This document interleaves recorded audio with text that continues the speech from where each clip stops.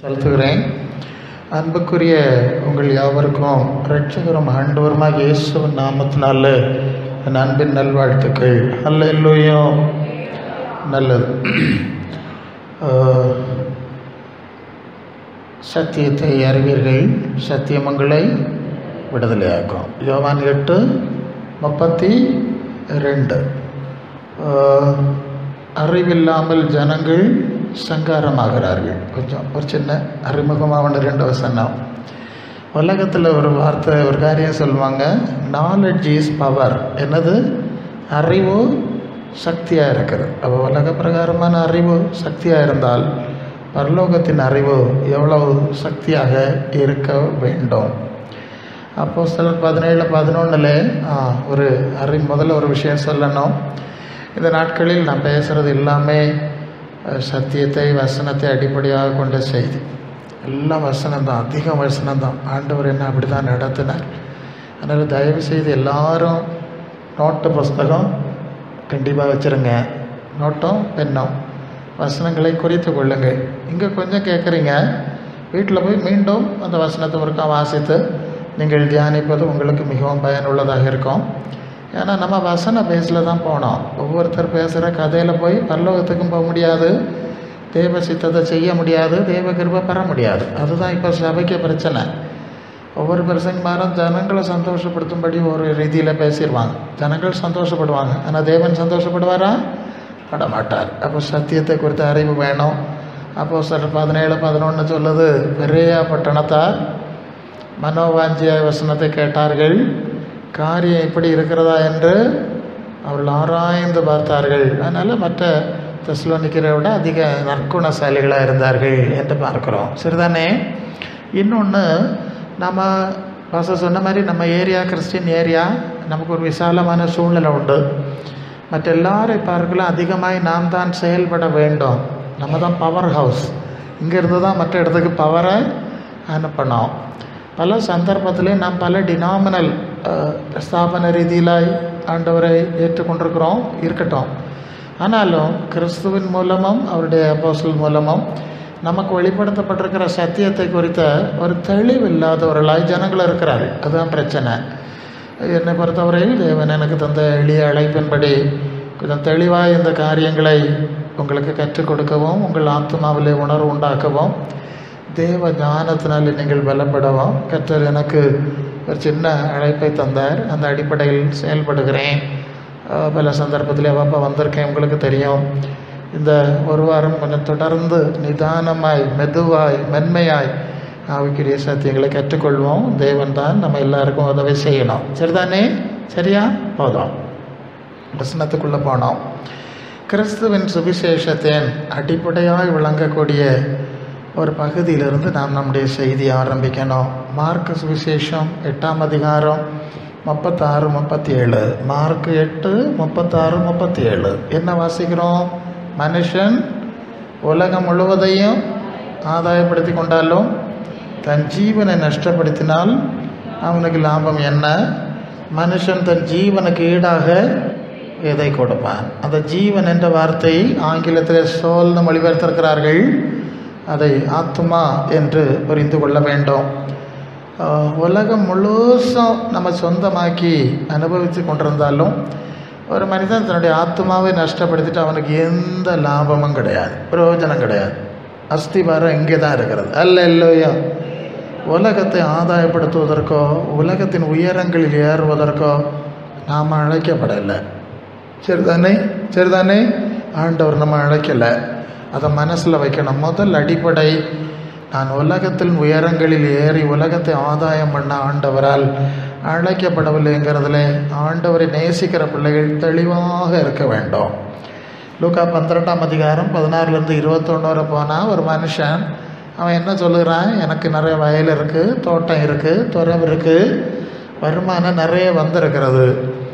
அப்போ இதெல்லாம் சேர்த்து வைக்கிறேன், எல்லாவற்றையும் சேர்த்து வைத்து விட்டு அவன் தனக்குள்ளே சொல்லுகிறான், ஆத்துமாவே திரளான ஆண்டுகளுக்கு வேண்டிய காரியத்தை உனக்காய் சேர்த்து நல்லா சாப்பிடு, குடி, தின்னுகா, குடிக்குகா, ஆகர்ஷிக்குகான்னு சொல்லிக்கிட்டு இருந்தானா.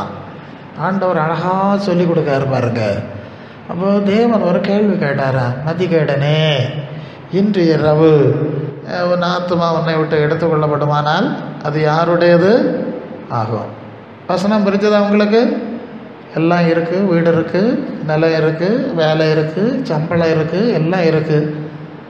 உயிர் எப்போ போகணும் தான் தெரியாது. தெரியுமா உங்களுக்கு? தெரியுமா? உன் ஆத்துமா உன்னை விட்டு எட்டப்படும். இந்த காரியத்தை நீ அனுபவிக்க முடியாது. மதிக்கேட்டனே எப்படியா? மலையாளத்தில் மூடா மூடா அப்படின்னு போட்டிருக்கு, மூடன். அப்போது இந்த உலகம்தான் ஆசீர்வாதம், சரீரம் தான் ஆசீர்வாதம், உலகத்தில் பெரிய கார் வாங்குறதும் வீடு கட்டுறதும் ஆசீர்வாதம்னு நினைக்க ஆளெல்லாம் ஆண்டவருடைய பார்வையில் மதிக்கேடர்கள் தானே, இல்லையா?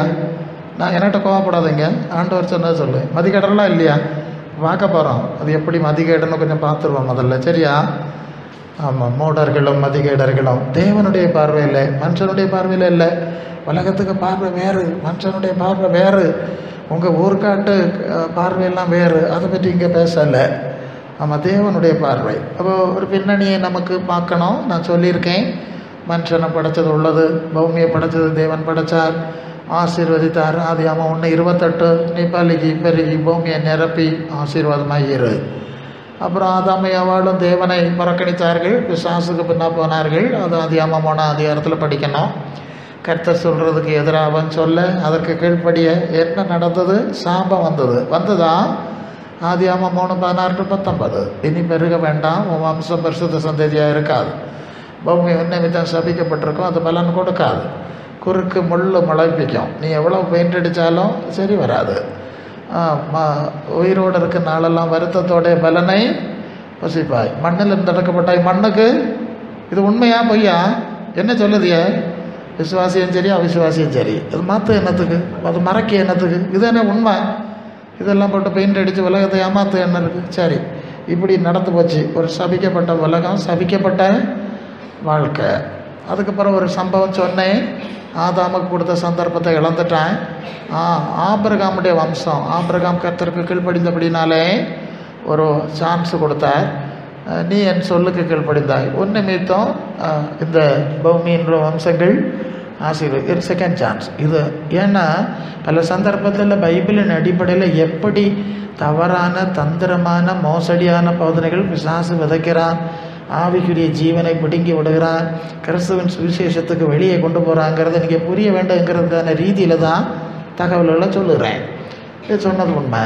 அப்போ இஸ்ரவேலர்கள் ஆபிரகாமின் வம்சத்தை எடுத்தாச்சு, நீங்கள் என்னுடைய மக்களாக இருக்கணும், என் நியமங்களின்படி செய்யணும் அப்படின்னு சொல்லி லேவியர் 20:26 சொல்லிட்டார். என் மக்களாக இரு, எனக்கு உகந்தவர்களாக இரு. அதுக்கு பிரித்தெடுத்தேன். லேவியர் 18:2-3 நான் நீங்கள் போகிற வர இடத்துல உள்ள சூழ்நிலை இப்படியெல்லாம் நீ நடக்காத, உங்களை பிரிக்க போகிறேன், எகிப்திலேருந்து பிரித்தேன், கானானுக்குள்ளே கொண்டு போவேன், அந்த கானான்லேயே உங்களை தனியாக வைக்க போகிறேன், அங்கே உள்ள வழிபாடு வழியிலேயும் போகாத, என் நியமங்களின்படி நடக்கணும். அப்படி ஒரு ஏற்பாடு, தனி தேசம் தனி சட்டம். என்ன செஞ்சார்கள்? அது யாத்திராகமம் 32:4 அவர்கள் ஒரு கண்டி குட்டியை உண்டு பண்ணி எகிப்திலிருந்து நம்மை நடத்தி கொண்ட தெய்வங்கள் இவைகளேன்னு சொல்லிட்டாங்க. முடிச்சு போச்சா? தீத்துட்டாவில்ல? முடிச்சு. பிசாசுக்கு பின்னால் போயாச்சு. பரவ எருசலேம் தேவாலயத்தில் விக்கிரகங்களை வைத்தார்கள் என்ற செய்தியை எசேக்கியேல் தீர்க்கதரிசன புஸ்தகத்தில் 8ஆம் அதிகாரம் 5ஆம் வசனத்தில் படிக்கிறோம். அப்புறம் தேவாலயத்தை கர்த்தர் இடித்து போட்டார் என்ற சம்பவம் உண்டு. அது எரேமியா 52:12 என்று நினைக்கிறேன். அப்புறம் ஏசாயா 65:17 இது போதும், ஆதாமுக்கு ஒரு வாய்ப்பு கொடுத்தாச்சு, இந்த உலக ஆசீர்வாதம், இஸ்ரவேலர்களுக்கு ஒரு வாய்ப்பு கொடுத்தாச்சு, உலகத்தில் ஆசீர்வாதம் வைக்கிறது. 2 சான்ஸ். இனி இந்த மனுக்குலத்துக்கு சான்ஸ் வேண்டாம், இந்த உலகத்துக்கு சான்ஸ் வேண்டாம், நான் புதிய வானத்தையும் புதிய பூமியையும் படைக்க போகிறேன். புரிஞ்சுதா? ஐடியா புரிஞ்சுதா? அப்படியே வருகிறோம். இப்போ இயேசு அது மத்தேயு 4:17 மனம் திரும்புங்கள், பரலோக ராஜ்யம், பரம்னா மேலேன்னு அர்த்தம், எங்கே? Heavenly kingdom. சந்தேகம் இல்லையே? இப்போ புதிய பரலோக ராஜ்யம், புதிய வானம், புதிய அதெல்லாம் அடுத்து நம்ம தொடர்ந்து பார்க்க போகிறோம். சரி, இதுதான் வந்த வழி. ஆனால் இந்த காரியத்தை எல்லாம் மறந்துட்டு ஜனங்கள் சத்தியத்துக்கு விரோதமாய், அதுதான் வார்த்தை, சரியா? இதான சத்தியம், இதான உண்மை, இதான நடக்குது, இதான நடந்தது, இதற்கு எதிராய் பல கனவுகளிலும் கற்பனைகளிலும் ஜனங்கள் சென்று கொண்டிருக்கிறார்கள். அப்துல் கலாம் சொல்லியிருக்காரா, கனவு காணுங்கள். எப்படியா? கனவு காணுங்கள்னு அப்துல் கலாம் சொன்னாரா? இவையெல்லாம் ஆளுக்கு தோண மாதிரி தாறுமாற கண்மூடித்தனமான கனவு இல்லையா? இப்படி தானே வாழ்க்கை இல்லாமல் போகிறது. அப்போ சத்தியத்தை பற்றி அறிவு கிடையாது. கள்ள கனவுகள்லாம் போகிறதுனால நிறைய சங்கடங்கள் வருது இல்லையா? கர்த்தர் நமக்கு உதவி செய்வாராக. சங்கீதம் 49 6 பழைய ஏற்பாட்டிலே சொல்லியிருக்க அந்த விஷயத்தை பாருங்கள். சங்கீதம் 49 6 நீங்கள் படித்தா என்ன படித்தது? 1-2 வசனத்தை நான் கொஞ்சம் வேகமாக நான் போகலாம். 49 நான் படிக்கேன்.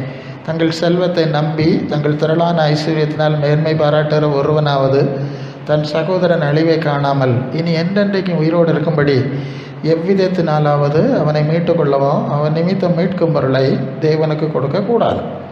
அடுத்த வார்த்தை அவருடைய ஆத்தும மீட்பு. அந்த வார்த்தையை கவனிக்கணும். மிகவும் அருமையாக இருக்கிறது. அது ஒரு நாளும் முடியாது. பணக்காரன் என்ன சொல்வதனால ஆத்மா மீட்கப்படாது. ஞானிகள் மரித்தார்கள், அஞ்ஞானிகள் நர்மூடர் ஏகம் அழிந்தார்கள். தங்கள் ஆஸ்தியை மற்றவர்களும் வச்சுட்டு ஓடி போகிறாங்க. தங்கள் வீடெல்லாம் நித்திய காலம், தங்கள் வாசஸ்தலங்கள் தலைமுறை தலைமுறையாக இருக்கும் என்பது அவர்கள் உள்ளத்தின் அபிப்பிராயம். அவர்கள் தங்கள் நாமங்களை தங்கள் நிலங்களுக்கு ஒரு கல்லை நாட்டி கல்லில் வெட்டி வைக்காம இல்லையா? திறக்கிறார். ஆகிலும் கனம் பெருந்தனாகிய மனுஷன் நிலை திறக்கிறதில்ல, அழிந்து போகிற மிருகங்களுக்கு ஒப்பாக இருக்கிறான். இதுதான் அவர்கள் வழி, இதுதான் அவர்கள் பைத்தியம். ஆகிலும் அவர்கள் சந்ததியாய் அவர்கள் சொன்னதை மெச்சிக்கொள்கிறார். அவங்களுடைய இதை தான் புகழ்ந்து பேசிகிட்டு இருக்காத. ஆட்டு மந்தையை போல் பாதாளத்தில் கடத்தப்படுகிறார்கள். மரணம் மேய்ந்து போடுகிறது. செம்மையானவர்கள் அதிகாலையில் அவர்களை ஆண்டு கொள்கிறார்கள். தங்கள் வாசஸ்தலத்தை நிலைத்திருக்கக்கூடாதபடி அவர்களுடைய ரூபத்தை பாதாளம் அளிக்கிறது. 15 ஆனாலும் தேவன் என் ஆத்மாவை பாதாளத்தின் வல்லமைக்கு தப்புவித்து மீட்பார். அவர் என்னை ஏற்றுக்கொள்வார். ஒருவன் ஐஸ்வர்யவானாகி வீட்டின் மகிமை பெருகி 4 கார் வாங்கி பெரிய கோட்டையெல்லாம் கட்டினா நீ பயப்படாதே. அவன் மறிக்கும் போது என்னத்தை கொண்டு போவாங்கன்னு நமக்கு தெரியாதா? போவதில்லை. அவன் மகிமை அவனை பின்பற்றி செல்வதும் இல்லை. உயிரோடு இருக்க 4 கிளிலே விரலுக்கு ஒரு மோதிரம் வச்சு 5 விரலுக்கு 5 மோதிரம் 10 மோதிரம் போட்டாலும் ஆத்துமா தன்னை வாழ்த்து தானே. நீ உனக்கு நன்மையை நாடினாய் என்று மனுஷர் அவனை புகழ்ந்தாலும் அவன் என்றென்றைக்கும் வெளிச்சத்தை காணாத தன் பிதாக்கள் சந்ததியை தேர்வான். கனம் பெருந்தனவனாயிருந்த அறிவு இல்லாத மனுஷன் அழிந்து போகிற மிருகங்களுக்கு அப்போ நமக்கு அறிவு வேணுமா அவங்களுக்கு? அதான் தெய்வ ஞானம். அதை தான் நாம் ஆவியானவர் நமக்கு கற்றுக் கொடுக்க போகிறார். அல்லேலூயா. உலகத்தின் கதை புரிஞ்சு இல்லையா? வாழ்க்கையின் கதை புரிஞ்சு இல்லையா? ஆகவே நாம் கொஞ்சம் தெளிவாக இருக்கணும். அது ரொம்ப முக்கியமான காரியம். அடிப்படை இந்த உலகத்தில் உள்ள எல்லா மாயையும் நிலையற்றது. சாலமன் என்ன சொன்னான்? பிரசங்கி எல்லா மாயையும் மனதுக்கு சொல்லிட்டான். அவன் பெரிய அறிவாளின்னு சொல்லுவாங்க, பெரிய ஞானியம். அவன் சிந்திச்சு பார்த்தானா எல்லாம் மாயை. சூரியனுக்குள்ளே எல்லாம் மாயை மனசுக்கு சஞ்சலமாக இருக்குது. உங்களுக்கு எப்படி இருக்குது சொல்லுங்கள். எல்லாருக்கும் அப்படி தான் இருக்குது. பிரசங்கியார் இந்த எங்களை போட்டு ஏமாத்துவான். கல்யாண வீடு, பாலுகாட்சி வீடு, டிவி, படம் போட்டு, லைட்டை போட்டு, பாட்டை போட்டு, பட்டை உடுத்தி, கலவியை பெயிண்ட் அடித்து குமரி ஆக்கி இல்லையா? எங்களுக்கு உண்மை இதுதான் பிரசங்கியார். என்ன செய்யாது? இது ஒரு மாயா லோகத்தில் இருந்துட்டு. என்ன லோகம்? மாயாபுரி. மாயா லோகம். மாயஜால உலகத்தில் மாட்டிக்கிட்ட என்ன செய்யுது?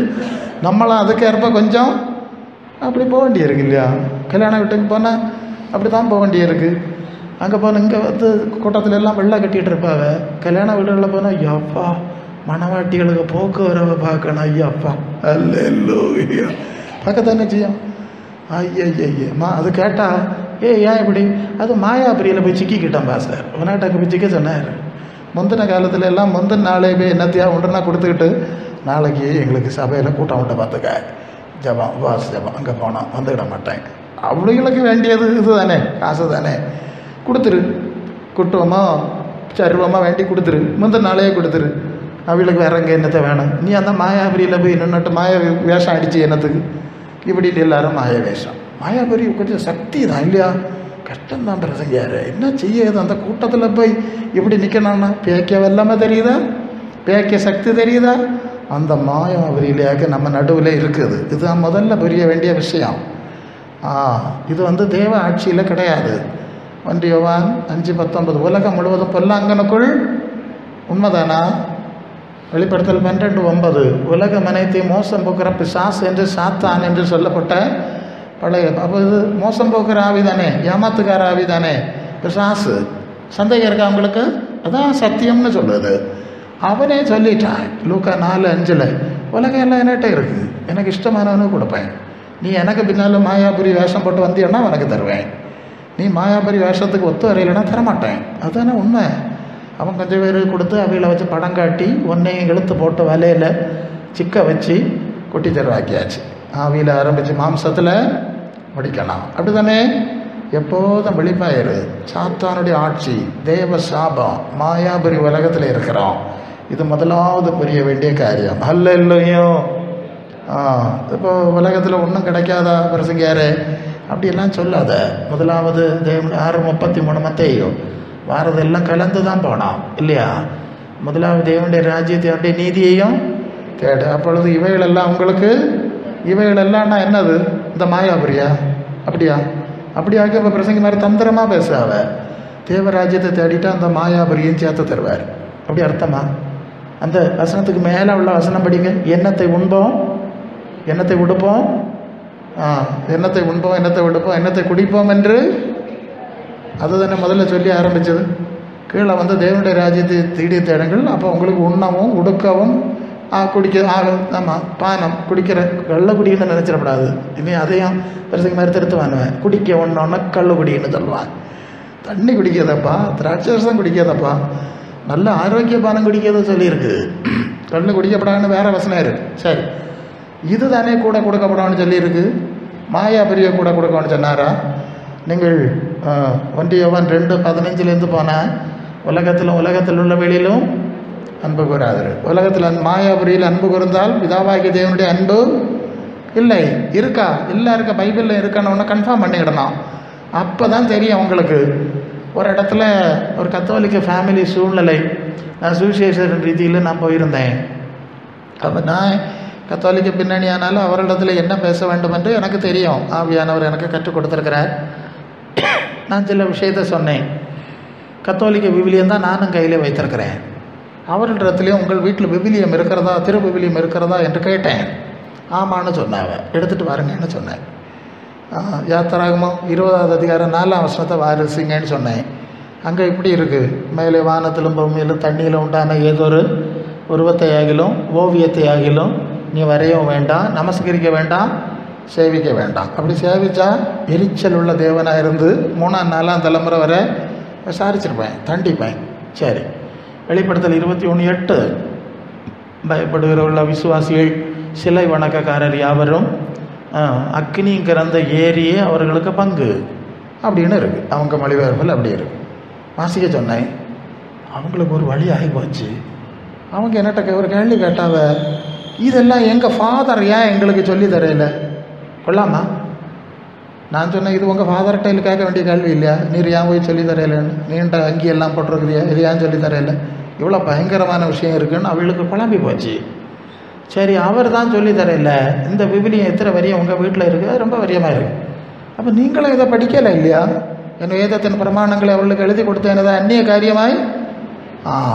காரியமாய் எண்ணிக்கிட்டு காரம் வண்டியும் பிடிச்சிக்கிட்டு தென்னை அடி, மரத்தடி, பனை அடின்னு வட்டம் கறங்கிக்கிட்டே தெரியணும். இதுதானே? அப்புறம் ஆண்டவருக்கு கண்ணு இருக்கா, காது இருக்கா, மூக்கு இருக்கா? நம்ம அவர் தான் படைச்சாராம், நமக்கு கண்ணு மூக்கெல்லாம் வச்சுருக்கு. அப்போ அவருக்கு இருக்கணுமா? கொஞ்சம் யோசனை வேண்டாமா? நம்ம கண்ணு மூக்க சரியாக பயன்படுத்தலை, பண்ணியிருந்தால் இதெல்லாம் தெரிஞ்சிருப்பேன். இல்லையோ, அதான் ஜனங்கள் அறிவில்லாமல் சங்காரமாகிற.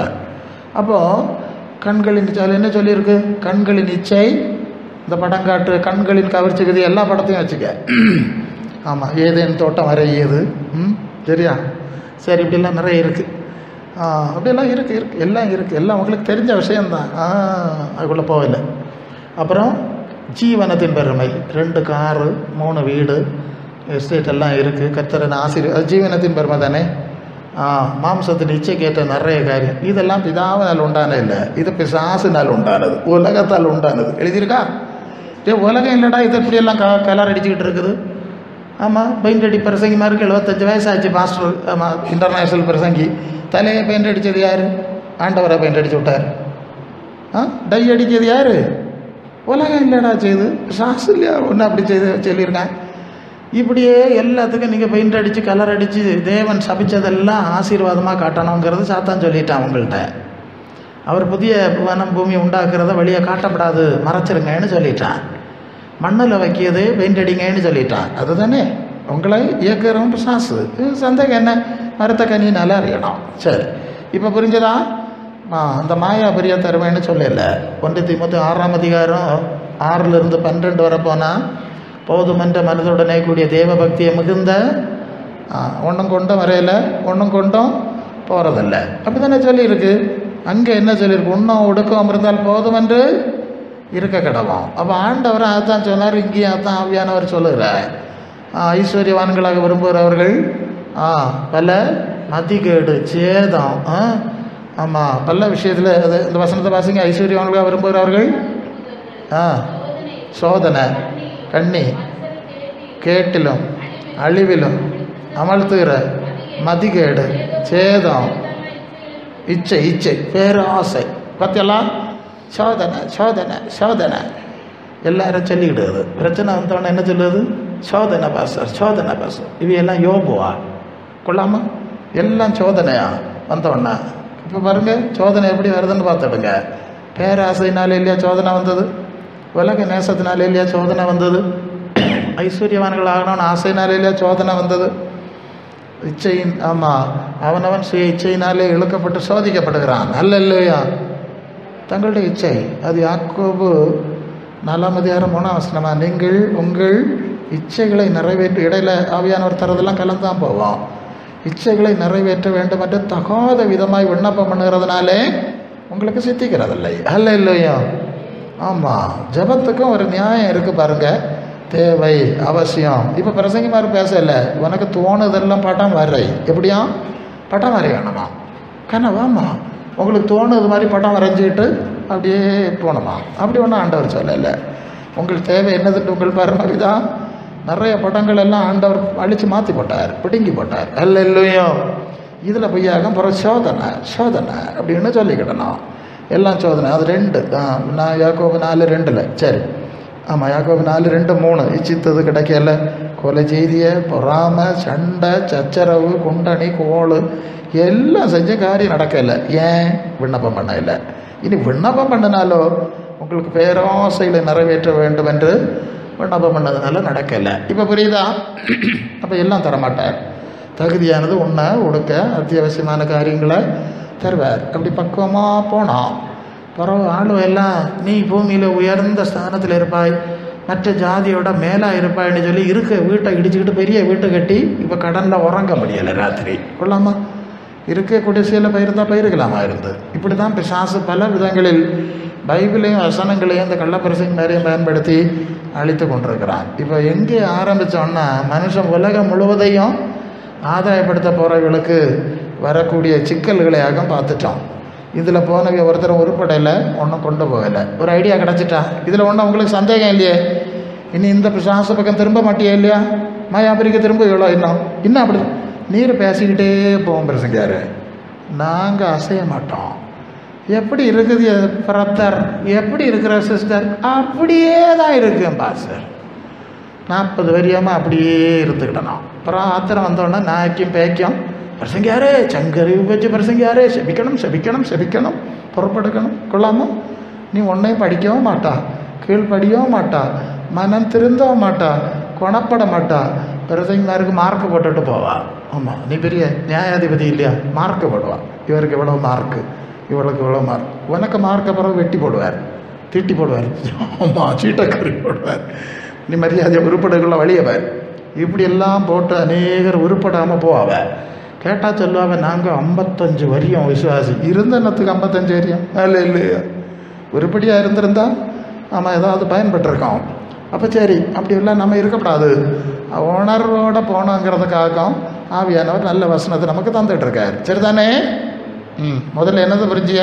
இந்த மாயாபுரிக்கு கதை தெரிஞ்சாச்சு பிரசங்காரு. இது போகிறோம் இல்லையா? மறக்க மாட்டே இல்லையா? மறக்காமல் இருந்தால் உங்களுக்கு நல்லது, அவ்வளவுதான். சரி, இப்போ இனி அடுத்த இடத்துக்கு போனோம். அப்போ ஆண்டவர் சொல்லுகிறார், தன் ஆத்மாவை நஷ்டப்படுத்தினால். ஆத்மா இந்த சுவிசேஷத்தினுடைய அடிப்படை எங்கே வருது? எலும்பும் சதையை சார்ந்து மையமாக வரல. இந்த பாழடைஞ்ச உலகத்தை மையமாக வச்சதில்லை, ஆத்மாவை மையமாக. இதுதான் நம்முடைய செய்தியின் அஸ்திவாரம். அல்லேலூயா. ஆத்மானா என்ன, அதுக்கு நிலை என்னங்கிறதான் தொடர்ந்து நிதானமாக நாம் பார்க்க போகிறோம். அல்லேலூயா, அல்லேலூயா, அல்லேலூயா. சரி, நல்லது. இப்போ ஆதியாகமம் 2ஆம் அதிகாரத்தில் 7ஆம் வசனத்தில் மனுஷனை தேவன் படைத்தார். எப்படி படைத்தார் தெரியுமா? மனுஷனை தேவன் பூமியின் மண்ணினாலே உண்டாக்கினார். அவன் நாசியிலே ஜீவ சுவாசத்தை ஊதினார். அவன் ஜீவ ஆத்மா ஆனான், ஜீவ ஆத்மா ஆனான். நீங்கள் கேட்குறது பிரசங்கம் கிடையாது, உங்கள் வாழ்க்கை பாடம், உங்கள் விதியை நிர்ணயிக்கிற பாடம், உங்கள் நித்தியத்தை நிர்ணயிக்கிற பாடம். அல்ல, இது சபையின் அஸ்திபாரம். இது ஏதோ ஒரு பிரசங்கம் கேட்டுட்டு போன மாதிரி நினச்சிடாத, மனசில் அப்படியே பதிய வச்சிருங்க. அல்ல. இப்போ 3 பகுதி இருக்குது. ஒரு மனுஷனுக்குள்ள எத்தனை பகுதி இருக்குது? 3 பகுதி. 1 தெசலோனிக்கர் 5:23, உங்கள் ஆவி ஆத்ம சரீரம் முழுவதும் அவர் வரும்போது குற்றமற்றதாக அப்போ ஆவி ஆத்ம சரீரம்னு 3 பகுதி இருக்கிறது என்பதை புரிஞ்சுட்டியா இல்லையா? புரிஞ்சுக்கிட்டா நல்லது. நான் யார், எங்கேருந்து வந்தேன், இங்கே ஏன் இருக்கிறேன், இதுக்கு அடிப்படை என்ன மனுஷனுக்கு தெரியாது. இந்த உலக வாழ்க்கை மனிதனை படைத்த தேவன் அதை சொல்லி கொடுக்குறேன். சொல்லி கொடுத்தா கேட்கணும் இல்லையா? அவங்களை எப்படியாக நான் படைச்சேன் பார்த்துக்க, உனக்கு காரியம் எப்படியாக பார்த்துக்க அப்படின்னு நமக்கு சொல்லி கொடுக்கும்போது நம்ம என்ன செய்யணும்? கீழ்ப்படியணும். முதலாவது இந்த ஆவி அப்படின்னு சொல்லியிருக்கு. அதை ஆங்கிலத்தில் பிரெத் ஆஃப் லைஃப், ஜீவ சுவாசம் அப்படின்னு சொல்லுகிறார்கள். அது தேவன் கொடுக்கிற சுவாசம். யார் கொடுக்கறது? மெடிக்கலி சில வியாதி வந்து ஆக்சிஜன் கொடுப்பாங்கல்ல, ஆக்சிஜன். இது ஆக்சிஜன் கிடையாது. ஒரு இடத்துல நான் எப்படி பிரசங்கம் பண்ணிகிட்டு இருந்தேன், இந்த ஆவின்னு சொல்லுறது என்ன ஆக்சிஜனா? அப்போ பின்ன கொஞ்சம் அடைச்சி உயிர் கொடுக்க வேண்டியதானே. அது ஆக்சிஜன் கிடையாது. ஆக்சிஜன் ஓடிக்கிட்டே இருக்கான், ஆளு செத்து போவாங்க. நான் பிரசங்கம் முடிஞ்சு அந்த பாச சொன்னார், யாராவது சாட்சி சொல்லணும்னா சொல்லுங்கன்னு. ஒரு பொம்பளை இருந்து சாட்சி சொல்லிச்சு. தன்னுடைய கணவரை ஆஸ்பத்திரியில் வச்சுருந்தான். அது இப்படியே சொல்லுது, ஆக்சிஜன் ஓடிக்கிட்டே இருந்து அவர் செத்து போனாருன்னு. அதே வார்த்தையை நான் பிரசங்கத்தில் சொல்லியிருக்கேன். என்னது? இது ஆக்சிஜன் கிடையாது, அது தேவன் கொடுக்குற உயிர் ஆவி. யோபு 12:10 சொல்லுது, மாம்ச தேகமுள்ள யாவற்றின் ஆவியும் தேவனுடைய கையில் இருக்கிறது. யாருடைய கையில் இருக்கிறது? தேவனுடைய கட்டுப்பாட்டில் இருக்குது. இந்த உயிர் யாருக்கு கட்டுப்பாட்டில் இருக்கிறது? அதை தான் உயிர்னு சொல்லுவான் இல்லையா? உலக பாஷையில் உயிர்னு சொல்லுவான். சீவனெல்லாம் சொல்லுவாள். சீவன் போயிட்டு உயிர் போயிட்டு. அப்போ உயிர் யாருக்கு கட்டுப்பாட்டில் இருக்குன்னா தேவனுடைய கட்டுப்பாட்டில் இருக்குது. அது மருத்துவர்களுடைய கட்டுப்பாட்டில் இல்லை. பெரிய பெரிய மருத்துவமனைகளில் கொண்டு போனால் சொல்லுவாங்க, 5 லட்சம் கட்டி வச்சாதான் நாங்கள் பார்ட்டியை உள்ளே எடுப்போம். 5 லட்சம் கட்டி வை. அப்புறம் 5 லட்சம் கட்டி வச்ச பிறகு சொல்லு கையெழுத்து வாங்குவான். செத்து போனாலும் பரவாயில்ல, எங்களுக்கு ஒன்றும் பிரச்சனை இல்லை. 5 லட்சம் வாங்கிட்டாங்க, கையெழுத்து வாங்குது கொள்ளாமா? வாங்கிக்கிட்டு கடைசியில் எல்லாம் முடிஞ்சு பார்சல் பண்ணி வச்சுருக்கேன், வீட்டுக்கு எடுத்துகிட்டு போங்க. 5 லட்சம் வாங்கிக்கிட்டு கட்டி வைக்க சொல்லிக்கிட்டு, இந்த ஆள் செத்து போனாலும் எனக்கு பிரச்சனை இல்லைன்னு கொண்டு போகிற ஆள்கிட்ட அந்த கையெழுத்தை வாங்கி வச்சுக்கிட்டு பார்சல் பண்ணி விட்ருவாங்க. அல்ல இல்லையா? ஏன்னு கேட்டால் அதெல்லாம் எங்களுடைய கையில் இல்லை. எனக்கு ஒரு சித்தப்பா இருந்தார், அவருக்கு ஹார்ட்டில் ஒரு ப்ராப்ளம், கொஞ்சம் ரிலீஃப் கிடச்சிது. நிறைய மருந்து கொடுத்தாலும் இவருக்கு பிரச்சனை சரியாக தீரலை. இவர் 2வது டாக்டரை பார்க்க போகும்போது கேட்டாராம், டாக்டர் ഇങ്ങനെയൊക്കെ അവിടെ PRS ഹോസ്പിറ്റലിൽ വേണ്ടമാണ്, ഇങ്ങനെയൊക്കെ ഈ മരുന്നൊക്കെ ഞാൻ കഴിച്ചു, എന്നാലും ഈ പ്രശ്നം കുറച്ച് ഇന്നും മാറിയില്ലല്ലോ. അങ്ങനെ ചോദിച്ചപ്പോൾ ആ ഡോക്ടർ പറഞ്ഞത്, ഞങ്ങളൊക്കെ ദൈവമല്ല, അതൊക്കെ ദൈവത്തിനടുത്ത് ചോദിക്കണം. கொள்ளாமா? பில்லை போட்டு பணத்தை இவ்வளோ கட்டின பிறகு தான் அந்த டாக்டரை போய் பார்க்க முடியும். கன்சல்டேஷன் ஃபீஸ் இவ்வளவு எல்லாம் கட்டின பிறகு டோக்கன்லாம் வாங்கிட்டு தான் உள்ளே போகணும். ഞങ്ങളൊക്കെ ദൈവമല്ല, അതൊക്കെ ദൈവത്തോട് ചോദിക്കും. கொள்ளாமா? இதாகும் உலகத்துக்கு சாமர்த்தியம். அப்போ இந்த உயிர் யாருக்கு கையில் இருக்குது? சில ஆஸ்பத்திரியில் எழுதி போட்டிருக்கு, வி ட்ரீட் ஹீ கியூர்ஸ். நாங்கள் சிகிச்சை செய்கிறோம், தெய்வம் தான் குணமாக்கார். கொள்ளாமா? நாங்கள் சிகிச்சை செய்கிறோம், தெய்வம் தான் குணமாக்கார். பல இடங்களில் நீங்கள் ஜபிங்க பிரார்த்தனை எல்லாம் பாசெல்லாம் அலோவ் பண்ணுறாங்க. அப்படியெல்லாம் சூழ்நிலை இருக்குது, உங்களுக்கு தெரியும். அப்போ இந்த உயிர் யாருக்கு கையில் இருக்குல்ல, அதனால தானே ஓடி வந்திய. எத்தனையோ தடவை ஆமாம் பிரசங்கியார் இது சொல்ல சரிதான், இது எத்தனை தடவை போனால் உயிர், நான் ஆண்டவரேன்னு விழிச்சு உயிரோடு இருக்கேன். உள்ளதானே? அந்த உணர்வு நமக்கு இருந்தால் நல்லது. தானியேல் 5:23 தானியேல் சொல்கிறான், உம்முடைய சுவாசத்தை தன்னுடைய கையில் வைத்திருக்கிற தேவனை நீர் மதியாமல் போனீர். ராஜாவாகிய பெல்சாசார், என்னவை நினச்சிருக்கிறீர்? நீர் பெரிய மகாராஜனா? உம்முடைய உயிர் பரலோக தேவனுடைய கையில் இருக்குது, அதை மறந்துட்டீர். உமக்கு பண கொழப்பு, உமக்கு அதிகார கொழப்பு, உனக்கு சரீர பலத்துக்கு கொழப்பு, இப்படி எல்லாம் உனக்கு ஒரு அகங்காரம் வந்துட்டு உன் உயிர் எங்கே இருக்குன்னு தெரியுமாடா? யாரு கையில் இருக்குன்னு தெரியுமா? அதை நீ மறந்துட்டா. விளைவு என்னது? மெனே மெனே தெக்கேல் உபாசினா. அங்கே தானே ஒரு ராஜ்யத்துக்கு முடிவு விட்டாச்சு, முடிவு கட்டியாச்சு. அன்று ராத்திரியில் கல்தேர் ராஜா கொலை செய்யப்பட்டான். சரியா? அதில் அங்கே இருக்கோம், உயிரை எடுத்தாச்சு, முடிஞ்சு போச்சு. அல்லேலூயா. அப்போ மனுஷனுடைய உயிர் தேவனுடைய கையில் இருக்கு. யோபு 34:14-15 தாம் தம்முடைய முகத்தை மனுஷனுக்கும் விரோதமாய் திருப்பினால் தாம் அவனுக்குள் வைத்திருக்கிற உயிரை ஆவியை இழுத்துருவார். Full back. எனக்கு 18 வயசு தான் ஆகுது, நான் இப்போ சாவ மாட்டேன்னு யாராவது சொல்ல முடியுமா? எனக்கு பிளட் ப்ரெஷர் சுகர்லாம் நல்லா இருக்குது, நார்மல். நான் இப்போ சாவ மாட்டேன்.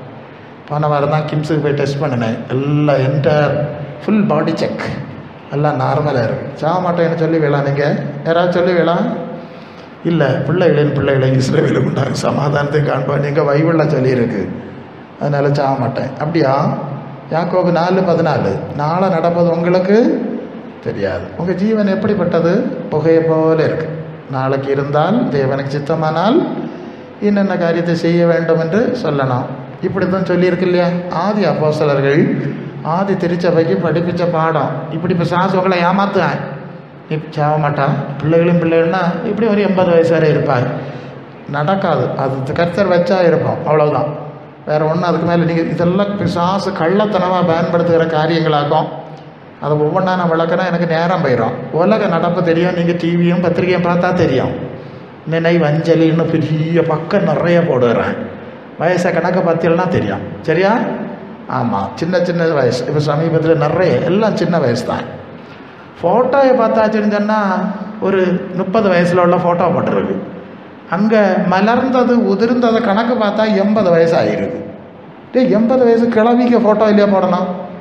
அந்த ஆளுக்கு 25 வயசு 35 வயசு ஃபோட்டோவை போட்டிருக்கு. நான் இங்கே குழம்பி போனேன், இது இப்படி இருக்குது. வயசு என்ன ஆச்சு? மலர்ந்தது விருந்த பார்த்தா 85 ஆகுது. 85 வயசு கிளவிக்க ஃபோட்டோ இல்லையா போடணும்? அவள் 25 வயசில் இருக்கிறத போட்டிருக்கான். உலகத்துக்கு சாமர்த்தியத்தை பார்த்துக்க கொள்ளாமா? இப்போ இருக்கிறத போட்டிருக்கானா இல்லையா? இப்படி எல்லாம் நிறைய இருக்குது. எல்லாம் நீங்கள் பார்த்துடுங்க. நம்ம உள்ளதான் உள்ளது இல்லைன்னு சொல்லுங்கள். அல்ல இல்லையோ?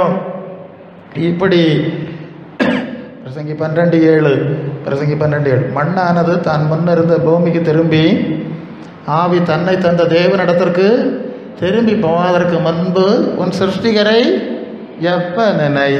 உன் வாலிப பிராயத்தில் நினை. கிளவியான பிறவா நினைக்கணும். சில ஆளுவை நினைக்கிறது அதெல்லாம் 65 கழியட்டும். பிரசங்கியாரு கொள்ளாமல் 65 கழியட்டும். அப்போ 65 கழிஞ்சு போவியான்னு இந்திய அரசாங்கம் உங்களுக்கு உத்தரவாதம் தந்திருக்கா, கேரண்டி தந்திருக்கா? அல்ல ஜோசியக்காரன் எனக்கு ஒரு ரயில்வே துறையில் வேலை பார்த்த ஒரு நண்பர் இருந்தார். அவர் இந்திய மற்ற மார்க்கத்தை சேர்ந்தவர். அவர் சோதிட சாஸ்திரத்தில் எல்லாம் பெரிய நிபுணர். எப்படியும் பயங்கர நிபுணர். அவருக்கு கை ரேகை எல்லாமே தெரியும். பெரிய இங்கிலீஷில் எழுதின புஸ்தகத்தை நான் எல்லாம் வாங்கி படித்து பார்த்தேன். என்னெல்லாம் இருக்குன்னு பார்ப்போன்னா பயங்கர விஷயம். அவர் சொல்லுறதெல்லாம் கேட்டால் அசந்து போயிடும். அப்படிப்பட்ட மனுஷன். நானே சொல்லியிருக்கேன், அப்படியெல்லாம் இருக்கா சார்? சரி. கொஞ்ச நாள் கழிஞ்சு அப்போது மீண்டும் ஒரு சந்தர்ப்பத்தில் நாங்கள் சந்தித்தோம். அப்போ நான் தற்செயலாக ஒரு கேள்வி கேட்டேன், சார் இப்போ அவங்க சோதிட சாஸ்திரம் எல்லாம் எப்படி இருக்குது? சும்மா கேட்டேன், இயல்பாக கேட்டேன். நான் எதிர்பார்க்கல. எனக்கு அவரை பார்த்தோன்னே அவருக்கு நிபுணத்துவம், அவர் இவ்வளோ பயங்கரமாக பார்த்து வச்சுருக்காருங்கிற எண்ணம் தான் என் மனசில் இருந்து. அப்படி இருக்கா? அதனால அவரை கண்டோடனே அவருக்கு சோதிட சாஸ்திரத்தை பற்றி தான் கேள்வி கேட்கணும். எப்படி இருக்குது சார், இப்போ எப்படி இருக்குது? அவர் சொன்னார், என்கிட்ட ஒருத்தன் ஜோசியம் பார்க்கவே வந்தான். அவனுடைய ராசி, நட்சத்திரம், ஜாதகம், கையில் எங்கோட நிறைய வரை கிடக்கு, அது வடக்க இருக்குது, இது அந்த வரை எல்லாத்தையும் போட்டு வரைஞ்சி குட்டி கழித்து கணக்கு பார்த்து 84 ஆண்டுகள் அவங்களுக்கு ஆயுசு இருக்கு. தைரியமாக போங்க சார் போங்கன்னு சொல்லி விட்டேன். பிறகு பாவம் சார் 84 நாள் கூட அந்த ஆள் உயிரோடு இருக்கல, திடீர்னு செத்து போனார். நான் எல்லாத்தையும் தூர போட்டுட்டேன். இருந்தா ஃபினிஷ். அதனால் இது ஒன்றும் நடப்பில்லை பார்த்துடுங்க. பிசாசு சொல்லுவான், நீ இப்போ சாக மாட்டாய், அப்படி இருப்பேன், நான் சொல்லிகிட்டே இருப்பேன். ஆண்டவர் அப்படி சொல்லலை, நான் வச்சா இருப்பேன், மரியாதையாக இருந்துங்க, அவ்வளோதான். நாளைக்கும் இல்லை, காலைக்கு சாயங்காலமும் பார்த்தா தான் உண்டு.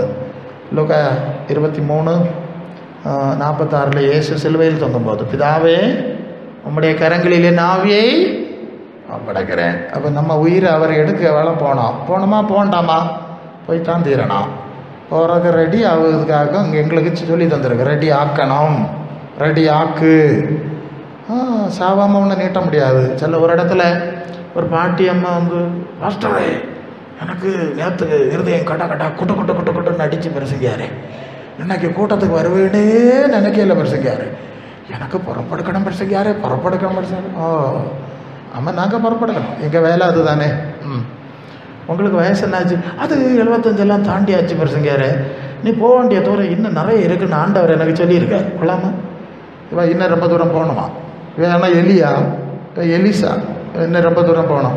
அவன் தேசத்தை கலக்காண்டாமா, அவன் சுவிசேஷ வேலை செய்யணும், பெரிய தீர்க்க தரிசனி, இன்னும் தூரம் இருக்கான், அவ்வளோ சொல்லியிருக்காரு. ஆளுகளுக்கு என்னென்னா அவள் பார்த்துடுங்க. இப்படி ஆகும் பிசாசு ஆளெல்லாம் முட்டாளாக்குது. நீ சாவ மாட்டாய், நான் கொஞ்சம் பிந்தி பார்த்துக்கலாம், லேட்டாக பார்த்துக்கலாம், கொஞ்சம் லேட்டாக வந்தாலும் லேட்டஸ்ட்டாக வரலாம் இல்லையா? எல்லாம் வசனம் பேச இல்லையா தம்பிமா? லேட்டஸ்ட்டாக வரலாம் இல்லையா? லேட்டஸ்ட்டாக வரலாம். காலத்தை பிரயோஜனப்படுத்தி கொள்ள சொல்லியிருக்கு. வாலிபத்தில் 15 வயசில் பைபிள் படிக்க ஆரம்பித்தேன். 19 வயசில் ஞானஸ்நானம் எடுத்ததுனால தான் இங்கே உங்களுக்கு தமிழிலும் கேரளாவில் மலையாளத்திலும் தேவ சத்தியங்களை பேச ஆண்டவர் நிறுத்தினார். அல்ல மங்கள மாதிரி 65க்கு பிறகு பார்த்தோன்னா பிறகு கண்ணும் இல்லை, காதம் கேட்காது. இதை கொண்டு என்னத்தை செய்யறதுக்கு சொல்லுது? புதுப்பியும் எங்கே வந்த புதுப்பிச்சது? எல்லாத்துக்கும் ஒரு காலம் இருக்குது. சாலமா சொல்கிறான், நட்ட ஒரு காலம் உண்டு, நட்டத்தை பிடுங்க ஒரு காலம், எல்லாத்துக்கும் காலம் இருக்குன்னு சொல்கிறான்ல. உங்களுக்கு ஒரு காலம் இருந்தில்ல, குழந்தையா இருக்க ஒரு காலம், குழந்தையை போல பேசினேன், வளரு வாலிப காலம், ஓட்டி சாட்டி, இங்கே வாலினா அங்கே போயிடுவேன் ஒரு காலம், அடுத்தது இப்படி ஒவ்வொரு காலம் இருந்து எல்லா காலம் தந்தார் இல்லையா உங்களுக்கு?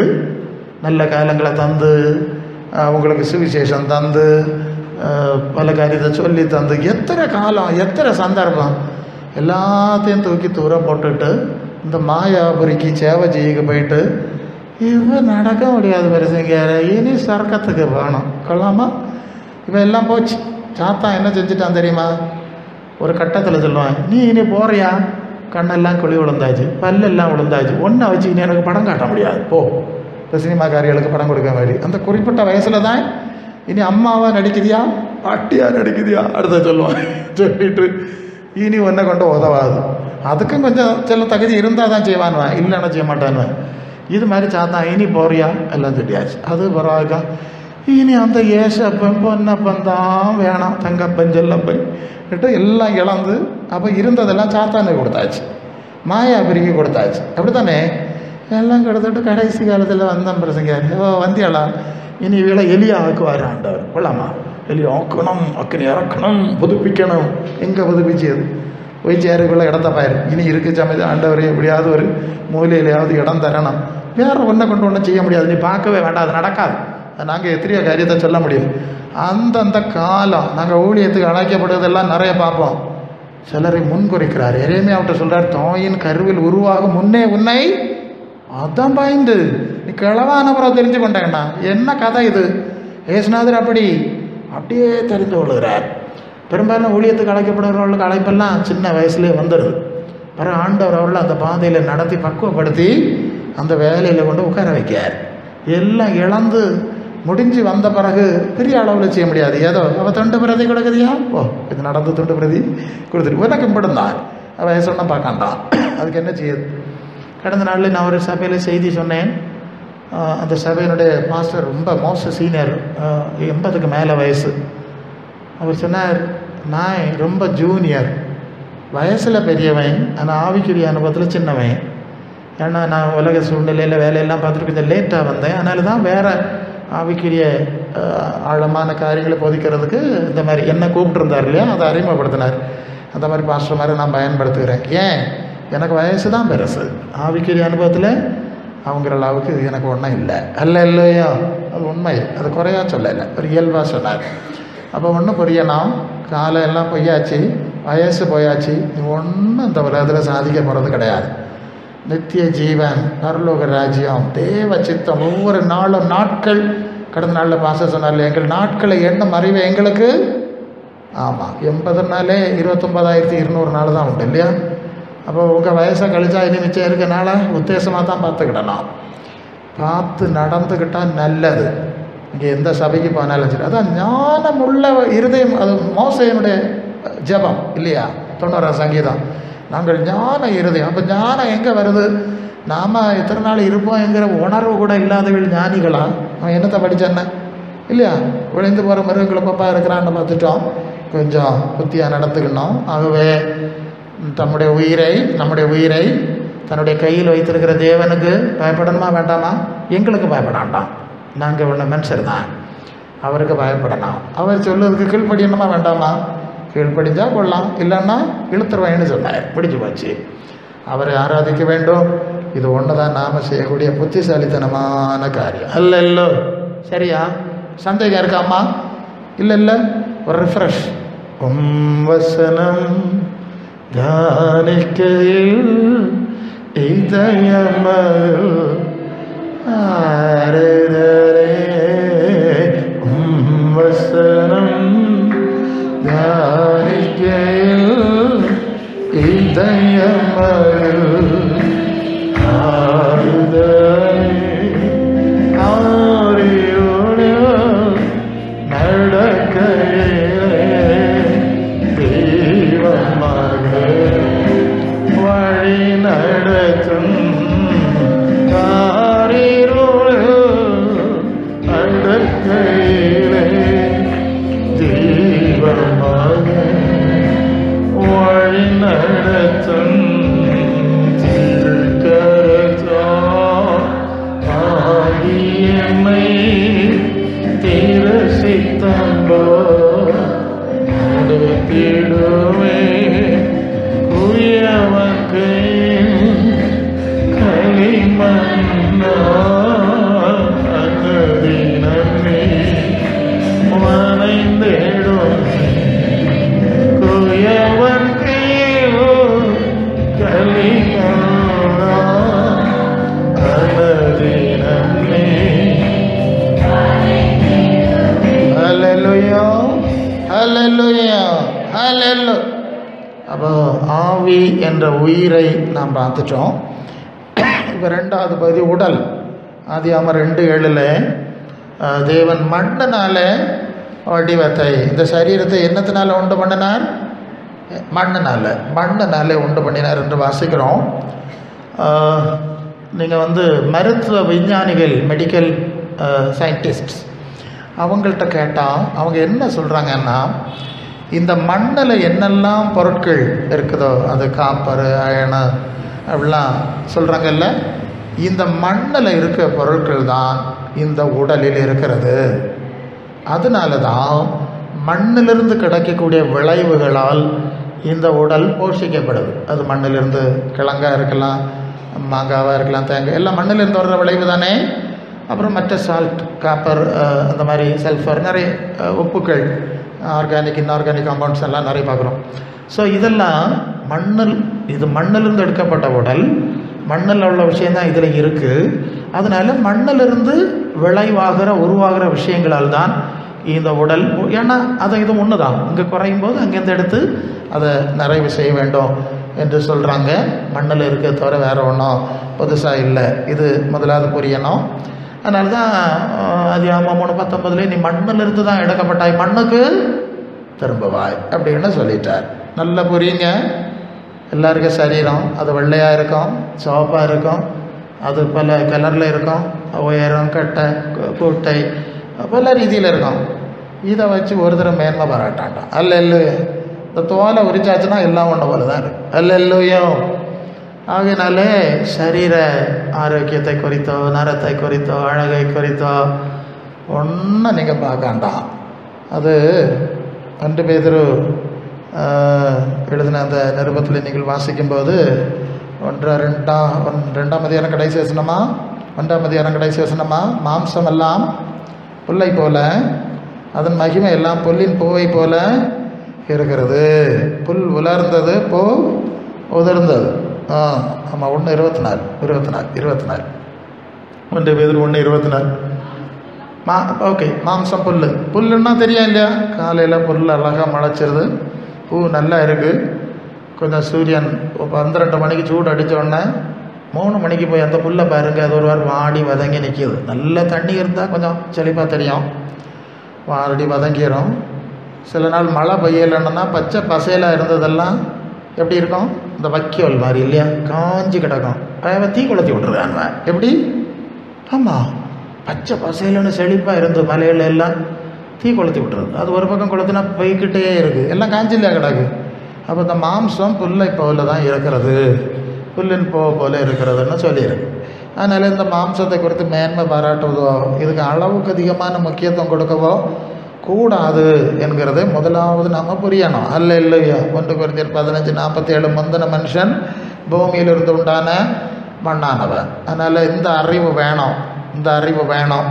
அதனால தான் இந்த சரீரத்துக்கு அதிகமான முக்கியத்துவம் கொடுக்கறதில்லை, பெயிண்ட் அடிக்க அனுமதிக்கிறதில்லை, ஆடம்பரம் பண்ண அனுமதிக்கிறதில்லை. இது மண்ணில் கொண்டு வைக்கணும், இதை போட்டு செய்யணும். கொஞ்சம் ஆரோக்கியம் வேணும், கொஞ்ச நாள் இருக்கிறோம், அதுக்குரிய ஆரோக்கியம், அதுக்குரிய அவசியம் கண்டிப்பாக வேணும். அதை ஒன்றும் வேண்டான்னு சொல்லலை என்று என்னை சபைக்கு உபதேசங்களை சொல்லியிருக்கிறது. அது கொஞ்சம் பின்னாலே நாம் பார்க்கலாம். சரி, இப்போ சரீரம் மண்ணில் எடுக்கப்பட்டது. ஆனால் படைக்கப்பட்ட போது தேவ சாயலில் இருந்தது, தேவ மகிமை இருந்தது. நம்ம கடந்த நாட்களில் பார்த்துருக்குறோம். அது தேவ சாயலாய் சிருஷ்டிக்கப்பட்ட மனுஷன், தேவ சாயல் என்று அது 1:26-27 அங்கே என்ன படிக்கிறோம்? சாயலாக ரூபத்தின்படி அவனை படைத்தார், மகிமை படைத்தார், ஒளி உடையை கொடுத்திருந்தார். தேவன் தம்முடைய உடை, அது சங்கீதம் 8:5 நம்ம படிக்கிறோம், மகிமை கொடுத்திருந்தார். இப்படிப்பட்ட நிலையில தான் முதல்ல இருந்தது. அன்னைக்கு அவனுக்கு சாவாமை இல்லை. நான் பல தடவை சொன்னதான், தேவ சாயல், சாவாமை, ஒளி உடை, சந்தோஷ பூர்ணதை, தெய்வீக ஐக்கியம், அப்படிப்பட்ட நிலையில் அவன் இருந்தாங்கிறத நான் முன்பு சொல்லியிருக்கிறேன், புரிஞ்சுக்கிடுங்க. பிறகு தேவ சித்தம் செய்யாதனால என்ன வந்துட்டு? சாபம் வந்துட்டு. இப்போ சாபத்தில் நீ மண்ணிலிருந்து எடுக்கப்பட்டாய், மண்ணுக்கு திரும்பவா என்று சொல்லக்கூடிய ஒரு நிலையில் அது வந்திருக்கிறது. எல்லாத்தையும் இழந்துட்டோம். இதுக்கு என்ன காரணம்னு சொன்னால், அதை சிந்திப்போமா? நான் மேன்மையாக இருந்தோமே, தேவ சாயலில் இருந்தோமே, இதெல்லாம் எப்படி போச்சு அப்படின்னு சொன்னால், நீங்கள் ஆதியாகமம் 2:15 இந்த தோட்டத்தை தேவன் பண்படுத்தவும் காக்கவும் வைத்தார். பாதுகாக்க வேணும், இந்த தோட்டத்தை நீ பாதுகாக்கணும், நீ ராஜா, நீ ஆட்சி செய், அதை நீ பாதுகாத்து கொள்ள வேண்டும்னு சொன்னார். ஏன் பாதுகாக்கணும்? நல்ல கவனிங்க, ஆவிக்குரிய காரியங்கள் அதுக்குள்ளே இருக்கும், நல்ல கவனிக்கிறீங்களா? ஏன் பாதுகாக்கணும்? அங்கே சாபம் இல்லை, தீமை இல்லை, ஆனால் வெளியே ஒருவன் இருக்கிறான், ஒரு தள்ளப்பட்ட தூதன் அப்படின்னு பார்க்குறோம். அந்த தள்ளப்பட்ட தூதனை பற்றிய செய்தி உண்டு. அது எசேக்கியேல் 28ஆம் அதிகாரம் 12 14 வரை உள்ள வசனங்களில் நீங்கள் போனீங்கன்னு சொன்னால், பாபிலோனின் தீரு ராஜாவை ஆளுகை செய்து ஆட்சி செய்து நடத்தி கொண்டிருந்த ஆவி, அப்படி தான் அந்த பகுதியை நீங்கள் புரியணும். ராஜாவை குறித்து புலம்பி சொல்ல வேண்டியதுன்னு சொல்லி அந்த பகுதி போகுது இல்லையா? அது ராஜா இல்லை, அந்த ராஜாவுக்குள்ளே இருந்து ஆட்சி செய்த அசுத்த ஆவி, பிசாசின் ஆவி. ஆமாம், மனுஷர்களுக்குள்ள ராஜாக்களுக்குள்ளே இருந்து நடத்துறது சாத்தானுடைய ஆவியாகும். அதனால தான் நான் இந்த ராஜாக்களை பிசாசு தவறாக பயன்படுத்தப்படாதுன்னு நம்ம ஜெபிக்கிறோம். சரி, அந்த ஆவியை குறித்து நீ புலம்பி சொல்லணும்.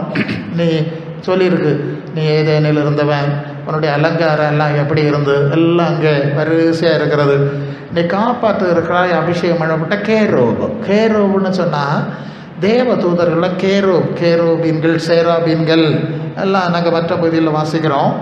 ஒரு தேவ தூதனாக இருக்கிறான், வல்லமையான தேவ தூதன், தூதர்கள் கூட்டத்துக்கு தலைவன் என்று கூட சொல்லலாம். அப்படிப்பட்ட நிலையில் தான் அவன் இருக்கிறான்.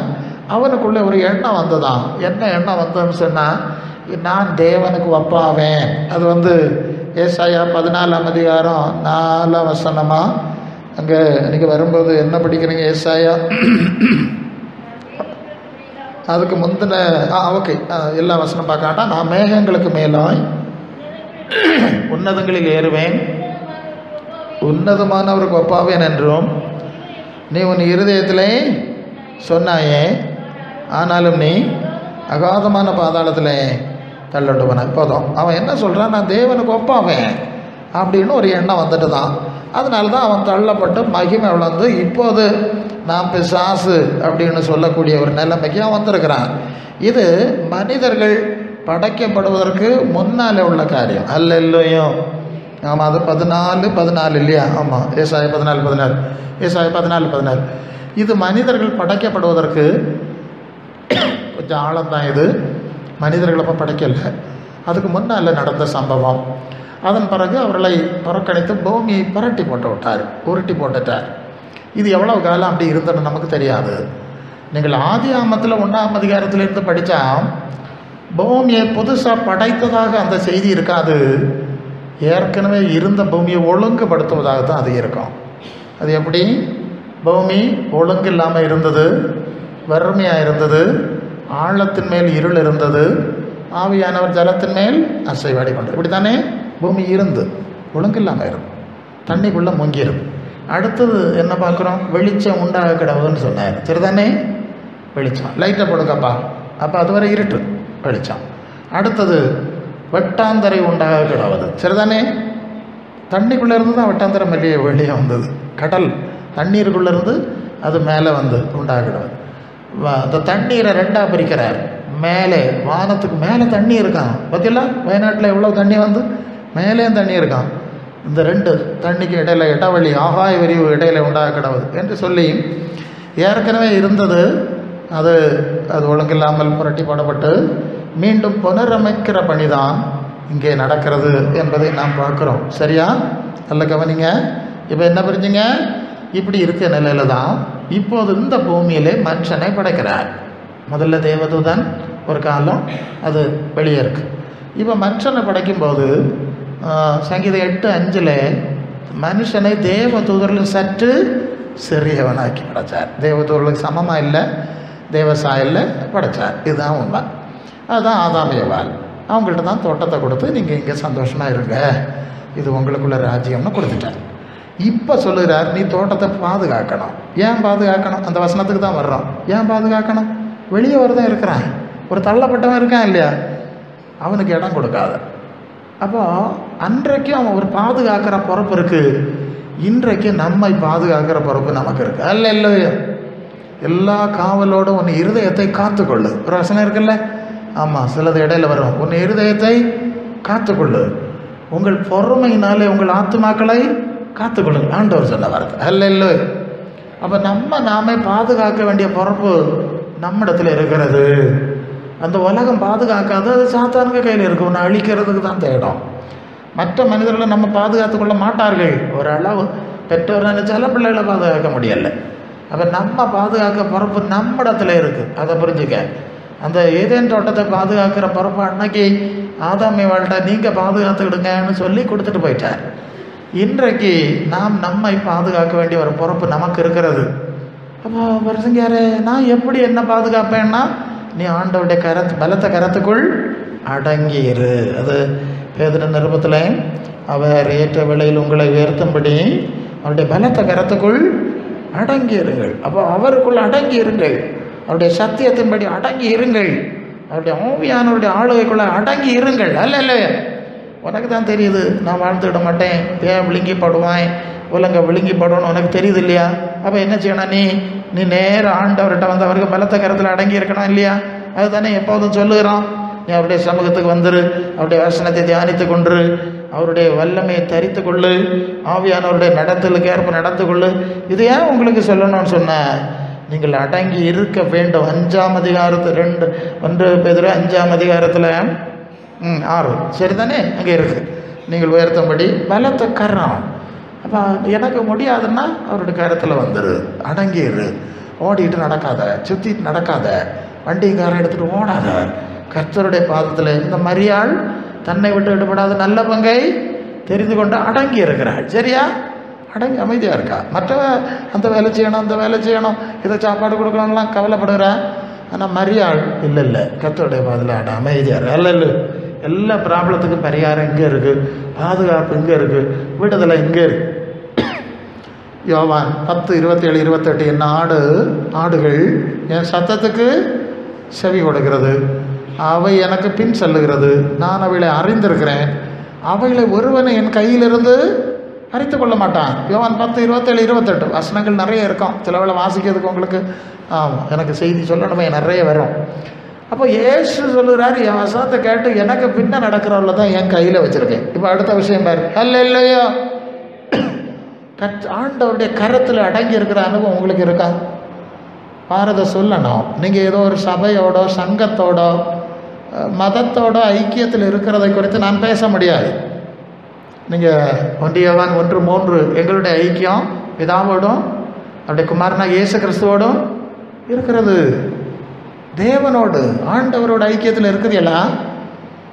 1 பேதுரு 2 கடைசி வசனமா, சிதறுண்ட ஆடுகளைப் போல இருந்தீர்கள், இப்பொழுது 1 பேதுரு 2:25 சிதறுண்ட ஆடுகளைப் போல இருந்தீர்கள், இப்பொழுது மேய்ப்பெரும் கண்காணியமானவரிடத்திலே திருப்பப்பட்டு. அல்லேலூயா. இயேசு உங்கள் மேய்ப்பர் தானா? தாவீது சொல்கிறான், கர்த்தர் ஏன் நான் தாட்சி இடுறதில்லை, கர்த்தர் என் மேய்ப்பர், அவர் தான் இப்போ பிரதான மேய்ப்பர். இதை மனசில் கொள்ளணும். இயேசு எங்களுக்கு மேய்ப்பர் தான், அவர் பிரதான மேய்ப்பர், நாங்கள் அவருக்குள்ள உடன் ஊழியம் செய்கிறோம். உங்களுடைய ஐக்கியம் தேவனோடு இருக்கிறதாங்கிறதுல தெளிவாக இரு. நீ எந்த சபையில் இருக்காங்கிறதுலாம் 2வது விஷயம். முதல் எல்லா சபையும் கிறிஸ்துவோடு உள்ள ஐக்கியத்தில் உங்களை கொண்டு வந்து நிலைநிறுத்தி உருவாக்கி உருமாற்றி அதை பூரணப்படுத்துகிற வேலை தான் சபை செய்யணும். சரியா? ஆண்டவருடைய வசனம், ஆண்டவருடைய வாழ்க்கை மாதிரி, அவருக்குள்ளே இருந்த ஆவியின் அனுபவம் இருந்தால் தான் அவருக்குள்ள ஐக்கியத்தில் இருக்க முடியும். அல்லேலூயா. இது ஒன்றும் மாயாஜாலம் ஒன்றும் கிடையாதுங்க, மாயாஜாலம் கிடையாது. கொஞ்சம் பிரயாசம் இருக்குது. ஒரு பிள்ளையை பற்றி வளர்த்து அதை ஆளாக்கி எடுக்கிறதுக்கு எவ்வளோ பிரயாசப்படுத்தி நீங்கள் இந்த உலகத்தில் நம்ம வந்து இந்த சூழ்நிலை வரைக்கும் வர்றதுக்கு எவ்வளோ பிரயாசப்பட்டிருப்பீங்க. திருப்பி பாருங்கள், மண்ணில் கொண்டு வைக்கிய வாழ்க்கையை நிலைநிறுத்துறதுக்கே எவ்வளோ பிரயாசம்னு சொன்னால், பரலோகத்தில் ஆண்டவர் இருக்க இடத்துக்கு போய் சேரணும்னு ஒரு பிரயாசம் வேண்டாமா? நீங்கள் என்ன நினைக்குதிய? சும்மா வாரத்தில் 1 நாள் 2 நாள் கூட்டத்துக்கு மட்டும் வந்துட்டு போண்டாமா? அப்படி கிடையாது. இதில் கொஞ்சம் நிறைய ரிஸ்க் இருக்குது, நிறைய பொறுப்பு இருக்குது. அதனால தான் இப்படி ஒரு சபையை வச்சு எப்போதும் ஜெபம், எப்போதும் ஆலோசனை, எப்போதும் அல்ல திறந்து தான் வச்சுருக்கு. நீங்கள் எவ்வளோ பயன்படுத்துறீங்கன்னு உங்களுக்கு தெரில. ஒரு வேளை இருக்கிற இடத்துல எல்லாம் தியானத்தில் தான் இருக்குது. எவ்வளோ சில ஆளோ சொல்ல கூட்டத்துக்கு காணலே, நான் போஸ்ட்டுக்காரு நான் வீட்டில் தியானத்தில் இருந்தேன். எப்படியா? இவன் வீட்டில் தியானம், தவம். இந்த ரிஷிகளெல்லாம் மலையில் குகையில் பேர் தவம் இருப்பாங்களாம். அப்படிவா தியானத்தில் இருந்தாலாம். அங்கே பயங்கரம் டிவியும் போட்டு வச்சுட்டு தியானம் கொள்ளாமா, பெரிய டிவியும் போட்டு வச்சுட்டாங்க. அவங்களுக்கு தியானம். நீங்கள் எந்த அளவு தியானிச்சு கிளிப்பியானு எங்களுக்கு நல்லா தெரியும். அதனால தான் மரியாதையாக அந்த கதையெல்லாம் பேசப்படாது. சமயத்துக்கு 6 மணி ஆனால் டான்னு சபையில் வந்துடுறது, ஒன்று ஜெபிக்கணும், ஜெபிச்சுட்டே இருக்கணும். இங்கே இருந்து தியானிச்சா போகிறோம். நீ கொஞ்சம் பலப்படு, கர்த்தலும் அவருடைய சத்தத்தின் வல்லமையிலும் முதல்ல பலப்படு, அதுக்கப்புறம் போகலாம். நீங்கள் ஒன்றை ரொம்ப தியானிக்க மாட்டீங்க. சரி, அப்போ நம்ம என்ன செய்யணும்? பாதுகாக்கணும். நம்ம என்ன செய்யணுமா? பாதுகாத்து கொள்ள வேண்டும். நமக்கு அந்த பொறுப்பு வேணாம். மற்றவையை பாதுகாப்பாகன்னு நினைக்காத, இல்லையா? ஒரு ஆபத்து வந்து இந்த சுனாமி வந்துட்டு, தண்ணி வந்துட்டு பட்டா எழுப்பி ஆளாளுக்கு ஓட்டான். பிள்ளைகளை தூக்கணுமேன்னு நினைவுறேன். வெள்ளம் வரவழையில் பிள்ளைய நினைக்கியதா, பேர பிள்ளைய நினைக்கியதா? ஓடி இருக்காவ. பரவாயில்ல, ஐயே பிள்ளை அங்கே கிடக்கு, அப்புறம் தான் தெரியுது. அப்படி எல்லாம் ஓடின ஆளும் உண்டு. அப்போ நமக்கு ஒரு ஆத்திரம் வந்தோடனே எட்டில் ஓடலைன்னு சொல்லிட்டு தெரியுது இல்லையா? தெரியுதா இல்லையா? அது மாதிரி உங்கள் ஆத்துமாக்களை பற்றி உங்களுக்கு ஒரு பொறுப்பு இருக்கணும். அல்ல உத்தரவாதம் இருக்கணும், விழிப்பு இருக்கணும், ஜாக்கிரதை இருக்கணும். இருந்தால் உங்களுக்கு நல்லது. இல்லையோ? ஆமாம். அதுக்கப்புறம் நீங்கள் சங்கடப்படக்கூடாது. அப்போ தோட்டத்தை பாதுகாக்க வைத்தார். இவன் பாதுகாக்க தவறிட்டான். இப்போ சாசுகிட்ட அது பொம்பளை தான் தவறிட்டாளாம். அப்போ போய் பேசிகிட்டு இருக்கா. யார்கிட்ட? சர்ப்பத்திட்ட. சர்ப்பம் சாசு சர்ப்பமாய் உருமாறினான். தந்திரம் உள்ளதாக இருந்தது. அந்த தந்திரம் பிசாசுகிட்டேருந்து வருகிறது அப்படின்னெல்லாம் வேதவசங்கள் சொல்லுகிறது. அதனால தான் நீங்கள் வந்து ஆதியாகமம் 3:1 அந்த சர்ப்ப தந்திரம், அந்த வார்த்தை பேர் தந்திரம் உள்ளதாக இருந்தது. கவர்ச்சியாய் தந்திரமாய் நம்மை வசீகரித்து பேசுகிற ஒரு தன்மை நீங்கள் வெளிப்படுத்தல் 12:9 உலகம் அனைத்து மோசம் போக்குற பிசாசு என்று சாத்தானுன்னு சொல்லப்பட்ட பழைய பாம்பு. அப்போ அந்த வலு சர்ப்பம்னு சொல்லுது பிசாசு அப்படின்னு சொல்லியிருக்கு. 2 Corinthians 2:11 அவனுடைய தந்திரங்கள் நீங்கள் அறியாதவள் அல்லவே. அல்ல இல்லையா? நாம் எப்படிப்பட்ட உலகத்தில் வாழுங்கிற உணர்வு உங்களுக்கு வேணும். இப்போ எல்லாம் இந்த வசனங்கள் இந்த சத்தியம் தெரிஞ்சாதான் பிரசங்கியாரு நீர் சொல்லுறத பார்த்தா மகா சிக்கலான சூழ்நிலையில வந்து சேர்ந்துட்டோம், எப்படியாவது கரையேறி ஆண்டவர்கிட்ட போய் சேர்ந்துடணும். ஆமாம், இந்த தேகத்தை விட்டு பிரிந்த கிறிஸ்துவோடு கூட இருக்க எனக்கு ஆசையாக இருக்குன்னு சொல்லிட்டார் பவுல். அல்ல இல்லையோ? பரலோக ஆசை அப்போ தான் வரும். நாம் இருக்கிற இடத்தினுடைய அபாயம் தீமை கொடுமையை பற்றி ஒரு தெளிவான அறிவு இருந்தால் தான் ஆண்டவர் இருக்கிற இளைப்பாறுதலின் தேசத்துக்கு போகணுங்கிற ஆசை நமக்கு வரும். இப்போ பிசாசு என்ன செஞ்சிட்டாங்கன்னா, பரலோகத்துக்கு ஒன்றும் போக வேண்டாம், ஜோம் பண்ணி நமக்கு பூலோகத்தையே பரலோகமாக மாற்றி போடலாம். எஸ், அடுத்த விஷயம் ஒன்று முன்னால் வருது. இந்த பூலோகத்தை என்ன செஞ்சிடலாமா? பரலோகமாக நமக்கு மாற்றிடலாம். ஆசீர்வாதத்தில் சாபமாக மாற்ற போகிறாங்களாம். அப்படி ஒரு கள்ளத்தனம் உபதேசம் இருக்குது. மாற்ற முடியாது. இயேசு மாற்றலை, அவருக்கு வாழ்க்கையில் இல்லை. அப்போஸ்தலர் மாற்றலை, அவங்களும் அப்படி வாழலை. அவர் சொல்லுகிறார் வெளிப்படுத்தல் 22:3, இனி ஒரு சாபமும் இராது, தேவன் மாட்டுக்குட்டியானவர் இருக்கிற சிங்காசனம் அங்கே. அப்போ இயேசுநாதர் ஆட்சி செய்யக்கூடிய ஒரு இடம் இருக்குது பார்த்துக்க. அங்கே போனால் தான் எல்லா சாபம் தீரும்னு வெளிப்படையாக சொல்லியாச்சு. அது பரலோகத்திலே இருக்கிறது. இதெல்லாம் நம்ம தொடர்ந்து பார்க்க போகிறோம். அது வரை இந்த சாபம் தீராது. அநேக கிறிஸ்தவ மக்கள் பல கள்ள தீர்க்கதரிசியினுடைய வார்த்தைகளை கேட்டு நமக்கு அங்கே போயிட்டே இருந்தால் சாபம் மாறிடும், வீடு எல்லாம் ஆசீர்வாதம் ஆயிடும்னா அதுக்குரிய வசனங்கள் எல்லாம் எழுதி ஒட்டிடுவாங்க. ஒரு இடத்துலையும் வரையில நாங்கள் பார்த்துட்டு தான் இருக்கோம். அல்ல இல்லையா? அதெல்லாம் கொஞ்ச நாள் ஒரு போதை, ஒரு படம், என்னத்தையோ ஒன்று வந்தது மாதிரி இருக்கும், வாரி சுருட்டிட்டு போயிடுது. தயவு செய்து இந்த கண்ணியில் சிக்காத. தேவ திட்டம் இந்த உலகத்தை ஆசீர்வதிப்பது அல்ல, அது முடிஞ்சு வச்சு புதிய ஒரு சூழ்நிலை ஆசீர்வாதம் உண்டாக்க போகிறார். நம்ம தொடர்ந்து பார்க்கணும். இங்கே இந்த தந்திரம்ங்கிற வார்த்தை வந்தோடனே அப்படி ஆவியானவர் கொண்டு போனார். இப்படி தந்திரமாய் அந்த ஏவாள்கிட்ட பேசி இருந்த ஆசீர்வாதத்தை கெடுத்து இந்த சாபத்துக்கு கொண்டு வந்துட்டான். அவன் தந்திரம் உள்ளவன், அவனுடைய தந்திரங்கள் நீங்கள் அறியாதவள். எபேசியர் 6:11 நீங்கள் பிசாசின் தந்திரங்களோடு எதிர்த்து நிற்க வேண்டும் சொல்லிட்டு, மாம்சத்தோடு இரத்தத்தோடும் அல்ல, அதிகாரம் தொலைத்தனங்கள் வான மண்டலத்தில் உள்ள பொல்லாத அபிஷேனை போராட்டம் இருக்கிறது.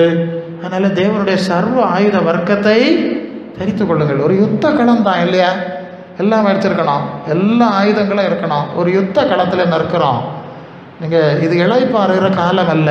எபிரேயர் 4ஆம் அதிகாரமா விசுவாசிகளுக்கு 9 இளைப்பாறுகிற காலம் இனி வருது. சரிதானே? இங்கே இளைப்பாற முடியாது. இது இளைப்படையாமல் பிரயாசப்படுகிற காலம். கர்த்தருக்குள் மரிக்கிறவர்கள் பாக்கியவான்கள், அவர்கள் தங்கள் பிரயாசங்களை விட்டு இளைப்பாறுவார்கள். வெளிப்படுத்தல் 14:13. சரியா? இங்கே புரிஞ்சு கொள்ளுங்கம்மா, புரிஞ்சு கொள்ளுங்க ஐயா. இது இளைப்பாறுகிற காலம் இல்லை. இது நாம் இளைப்பாறுதல் தேசத்துக்கு போவதற்கு தகுதிப்படுகிற காலம் அல்ல. இல்லை, அதனால தான் நல்ல போராட்டத்தை போராடு இல்லையா? நல்ல போராட்டத்தை போராடு. நித்திய ஜீவன் அடைந்து கொள்ளோடு போராடி கொண்டே இரு. நான் நல்ல போராட்டத்தை போராடினே தான் ஓட்டத்தை முடிச்சிருக்கேன். தயவு செய்து இந்த கள்ள தீர்க்கதரிசியோட கவர்ச்சி காட்சிகளிலும் போதனைகளிலும் நீங்கள் ஏமாந்துடாத. அவன் நான் நேரமே சொன்ன மாதிரி 75 வயசாகி தலையெல்லாம் நிறைச்சப்புறம் பெயிண்ட் அடிச்சுட்டாங்க வந்திருக்கான். தெரியுமா உங்களுக்கு? இது மாதிரி எத்தனையோ வேஷம். அவருக்கு உச்சம் தலை முதல் உள்ள கால் வர வியாதி உண்டு. அது அங்கே வீட்டில் போனால் தான் தெரியும். அல்ல இல்லையோ? உங்களை எப்படி வைப்பார் இப்படி வைப்பாருன்னு சொல்லுவாங்க. அப்புறம் அவர் அப்பல்லோவில் போய் அடைக்கலம் ஆகிடுவார். கடைசியில் உங்களை ஆசீர்வதிப்பார். எல்லாம் அப்படி தான். நீங்கள் பார்த்துடுங்க. எல்லாருக்கும் இப்போ அப்பல்லோ தான் ரொம்ப பிரைம் ஹாஸ்பிட்டல். தயவு செய்து ஏமாறாத. இதெல்லாம் போய் இதெல்லாம் புரட்டு. அப்போ தந்திரமாய் பேசி ஏவாளை கெடுத்தது போல நம்முடைய வாழ்க்கையிலும் எவ்வளோ தந்திரமான காரியங்களை அவன் பேசி அதுக்கு பின்னால் போகிறதுனால முதலாவது என்ன நடக்குன்னு சொன்னால், அது ஆதியாகமம் 3 அங்கே 3ஆம் அதிகாரம் 7ஆம் வசனத்தில் வரும்போது அவருடைய உடை அவர்களை இழந்தார்கள் என்று பார்க்குறோம். அவர்களுக்கு ஒளி உடையை கொடுத்திருந்தார் என்று நாம் சங்கீதம் 8:5 பார்த்துட்டோம். அந்த உடை, ஏன்னா தேவன் தம்முடைய சாயலில் படைத்தார் இல்லையா? முதலாவது மகிமை, அது ஒளி உடை. மகிமையை இழக்கிறோம். நீ நல்ல கவனி. பிசாசனுடைய தந்திரம், உலகத்தினுடைய தந்திரம், கவர்ச்சிகளுக்கு பின்னால் போகும்போது தேவனுடைய ஆத்மாவிலே தந்திருக்கிற ஒரு மகிமை, அது கொஞ்சம் பின்னால் பார்க்கலாம் லேட்டாக. அந்த மகிமையை நீ இழக்கிறாய், தேவ மகிமையை இழக்கிறாய். அப்புறம் மற்ற சாபங்கள் எல்லாம் தொடர்ந்து வருகிற ஒரு காரியத்தை நாம் பார்க்குறோம்.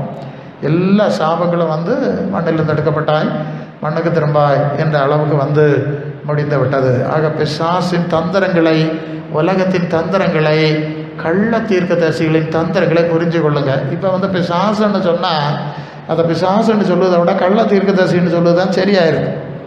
ஆவியானவர் அப்படி தான் எனக்குள்ளே பேசுகிறார். பிசாசுன்னு சொல்லுவதை விட நீங்கள் 2 பேதுரு 2:1 கள்ள தீர்க்கதரிசிகளும் ஜனங்களுக்குள்ளே இருந்தார்கள், அப்படியே கள்ள போதலில் இருப்பார்கள், கேட்டுக்கு எதுவான வேத புரட்டுகளை எப்படி நுழைய பண்ணுவார்கள்?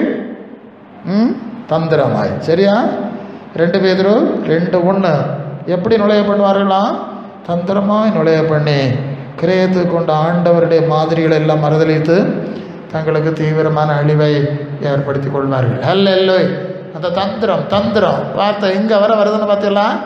அப்போ தந்திரமாக பேசுகிறவர்கள் பிசாசனுடைய ஊழியக்காரர்கள் என்கிறதை நாம் புரிந்து கொள்கிறோம்.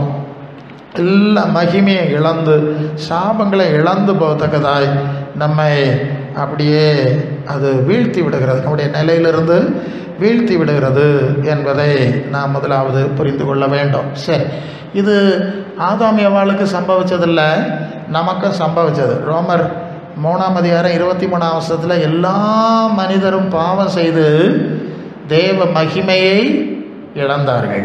ஆதாம் ஏவாள் மட்டும் இழக்கல, அவங்க வம்சத்தில் வந்த நாமும் அந்த தேவ மகிமையை இழந்த நிலையிலேயே காணப்படுகிறோம். அது ரோமர் 5:14 பவுல் சொல்லுவார், பாவம் ஆதாம் ஏவாள் தான் செஞ்சாங்க, ஆனால் பாவம் செய்யாத நம்மையும் அது தொடர்ந்து கொண்டது. ஒரே மனுஷனுடைய பாவம் எல்லாரையும் மகிமை இல்லாத மாற்றிவிட்டது, சாபத்திலே மாற்றிவிட்டது. அதுபோல் அது ஒரு மனிதனுடைய கீழ்ப்படியாமையினாலே அநேகர் பாவிகள் ஆக்கப்பட்டார்கள். இயேசுவின் கீழ்ப்படிதலினாலே, அந்த கீழ்ப்படிதலை பின்பற்றுகிறதுனால நாம் அந்த மகிமையை மீண்டும் அடைய முடியும் என்று வேதவசனம் நமக்கு கற்றுக் கொடுக்கிறது. அல்லேலூயா. கீழ்ப்படியாமை, ரோமர் 5:19 கீழ்ப்படியாமையினால தான் மகிமை இழந்தார்கள். இப்போது கவனிக்க வேண்டியது, பல வேளை ஜனங்கள் கூட்டத்துக்கு வருகிறார்கள், பாட்டு பாடுகிறார்கள், ஆராதிக்கிறார்கள், காணிக்க கொடுக்கிறார்கள், நல்லதான். ஆனால் தேவ சித்தத்துக்கும் திட்டத்துக்கும் சத்தியத்துக்கும் கீழ்ப்படிவதில்லை. இப்போ புரியுதா நான் சொல்லுது? தவறு. அங்கே சாமுவேல் சவுலிட்டத்தில் சொல்லுகிறான், பலியை பார்க்கிலும் கீழ்ப்படிதல் உத்தமம். கீழ்ப்படிதல் தான் உத்தமம். அநேகர் சத்தியத்துக்கு கீழ்ப்படியதில்லை. இயேசுவின் வார்த்தை, அப்போஸ்தல உபதேசம், அதுக்கு ஒன்றும் கீழ்ப்படிய மாட்டோம். இது எங்களுக்கு ஒத்து வராது, வேணா கொஞ்சம் காணிக்க தாரோம், ஜெபம் பண்ணுங்க. இல்லைன்னா அப்பப்போ தலையை காட்டிகிட்டு போகிறோம், நாங்களும் வந்திருக்கோம்னு தெரியணும் இல்லையா, 100ல் 1 அப்படி செய்யக்கூடாது. கீழ்ப்படிதல் ரொம்ப ரொம்ப முக்கியம். முதல் பாவம் கீழ்ப்படியாமல் தான். பெரிய பாவம் செஞ்சானா என் பழம் சாப்பிட்டது தானே, எப்பா பரலோக தேவனுக்கு கீழ்ப்படியலை, சாத்தானுக்கு கீழ்ப்படிஞ்சான், அதுதான் பிரச்சனை. நீங்கள் பரலோக தேவ சித்தத்துக்கு கீழ்ப்படிய மாட்டீர்களே, உங்கள் பாரம்பரியங்களுக்கு கீழ்ப்படிவீர்கள். எப்படி? பாரம்பரியங்களுக்கு கீழ்ப்படித்து பக்தியாக நடந்தால அது என்னென்ன தெரியாத இருந்தாலும், 4 தலைமுறையாக எங்கள் பாரம்பரியம் விட மாட்டோம், அது என்ன இதுன்னே தெரியலை. 1 பேதுரு 1:18 தானா, நீங்கள் உங்கள் முன்னோர்களால் வீணாய் அனுசரித்து வந்த பாரம்பரிய நடவடிக்கைகளிலிருந்து வெளியினால் மீட்கப்படாமல் ஆட்டுக்குட்டியின் இரத்தத்தினாலே மீட்கப்பட்டிருக்கிறீர்கள். உங்களை விலைக்கு வாங்க விரும்புகிறேன்னு சொல்ல நீங்கள் ஒப்புக்கொள்வீர்களா? அல்லேலூயா. எங்கள் பாரம்பரியம், எங்கள் மரபு, அதில் தான் நடப்போம், இயேசுவின் பாதையில் வரமாட்டோம்னு சொல்ல போகிறீங்களா? நீங்கள் தான் தீர்மானிக்கணும். இப்படி கீழ்ப்படியாமல் போகிறதுனால கீழ்ப்படுகிற பிள்ளைகளுக்கு தேவன் தம்முடைய ஆவியை கொடுப்பார். நல்ல கவனிங்க. அல்லேலூயா. அந்தந்த சந்தர்ப்பத்தில் அதை சொல்லிடுவோம். கீழ்ப்படிதல் உள்ளவர்களுக்கு தேவன் வாசம் பண்ணுகிறார். நீங்கள் அப்போஸ்தலர் 5:32 தேவன் தமக்கு கீழ்ப்படுகிறவர்களுக்கு தந்தருளின் ஆவியும் சாட்சி. அப்போ கீழ்ப்படியாதவர்களுக்கு என்ன கிடைக்கும்? நீங்கள் எபேசியர் 2:2 இந்த உலகத்தின் வழக்கத்தின்படியாகவும் கீழ்ப்படியாமையின் பிள்ளைகளிடத்தில் கிரியை செய்கிற ஆவிக்கேற்றபடி நடந்து கொண்டு வந்தீர்கள். அப்போ கீழ்ப்படியாமல் என் பிள்ளைகளுக்கு உலகத்தின் ஆவி கிடைக்கும், பிசாசின் ஆவி கிடைக்கும். 2 Corinthians 4:4 இப்பிரபஞ்சத்தின் தேவனுடைய ஆவி கிடைக்கும். சரிதானே? அப்போ தேவனுக்கு கீழ்ப்படிந்தால் தேவ ஆவி, உலகத்துக்கு கீழ்ப்படிந்தால் உலகத்தின் ஆவி. ஈஸி தானே வழங்கிடுறதுக்கு? உங்கள் கீழ்ப்படிதல் எப்படி இருக்கிறது? யாருக்கு கீழ்ப்படுகிறீர்கள்? எவ்வளவு கீழ்ப்படுகிறீர்கள்? நீங்கள் சிந்தித்துக் கொள்ள வேண்டும். உங்களை நீங்கள் பாதுகாக்க வேண்டும். அல்லேலூயா. பிலிப்பியர் 2:7-8 வந்தால் இயேசு சிலுவை மரண பரியந்தம் கீழ்ப்படிந்தாருங்க. இயேசுன்னு சொன்னால் அவர் தேவகுமாரனாக இருந்தும் பட்ட பாடுகளினாலே கீழ்ப்படிதலை கற்றுக்கொண்டார். அது எபிரேயர் 60 வாசிக்கிறோம். சில வசனங்கள் குறிப்பாக வச்சுருக்கேன், சில வசனங்கள் அப்போ தான் வருது. கீழ்ப்படிந்தார். ஆமாம், பாடுகள் துன்பம் எல்லாத்தையும் கீழ்ப்படிதலோடு ஏற்றுக்கொண்டார். அப்போ இயேசு ஒரு அடிமையின் ரூபம் எடுத்து ஒரு கழுத தொழுவத்தில் பிறந்து ஒரு பரதேசியாய் வாழ்ந்து 2 கள்ளமார்க்க நடுவில் தொங்க வைக்கப்பட்டு சிலுவையின் மரண பரியந்தம் கீழ்ப்படித்த அவரை பின்பற்றுகிற நம்முடைய கீழ்ப்படிதல் எப்படி இருக்கணும்? யோசித்து பாருங்கள். நீங்கள் கொஞ்சம் யோசிக்கணும். ஏசப்பா டேடி மம்மின்னு சத்தம் போடுறதெல்லாம் சரிதான். பாருங்கள், இயேசுக்கு கீழ்ப்படிதலுக்கும் உங்களுடைய கீழ்ப்படிதலுக்கும் தொடர்புண்டா? இயேசுக்கு அதுக்கு மேலே 2:5 பிலிப்பியர் 2:5 கிறிஸ்து இயேசுடைய சிந்தையே உங்களிலும் இருக்க கடவுது. இயேசுக்கு சிந்தை உங்கள்கிட்ட இருக்கா? யோசிங்க, இருக்கா? மத்தேயு 11:28-29 வருத்தப்பட்டு பாரம் சுமக்கிறவர்களே எல்லாரும் இடத்துல பாருங்க, நான் இளைப்பாறுதல் தருவேன், என் நுகத்தை நான் சாந்தமும் மனத்தாழ்மையுமா இருக்கிறேன். எப்படி இருக்கிறேன்? சாந்தமாக இருக்கிறேன். இயேசு சொல்வார் மனத்தாழ்மை. எப்போ இயேசுகிட்ட இருந்த தாழ்மை கூட நம்மகிட்ட உண்டா? அல்லேலூயா. சிந்திச்சு பாருங்கள். வசனம் தவறாக இருந்தால் திருத்திக்கிடுங்க.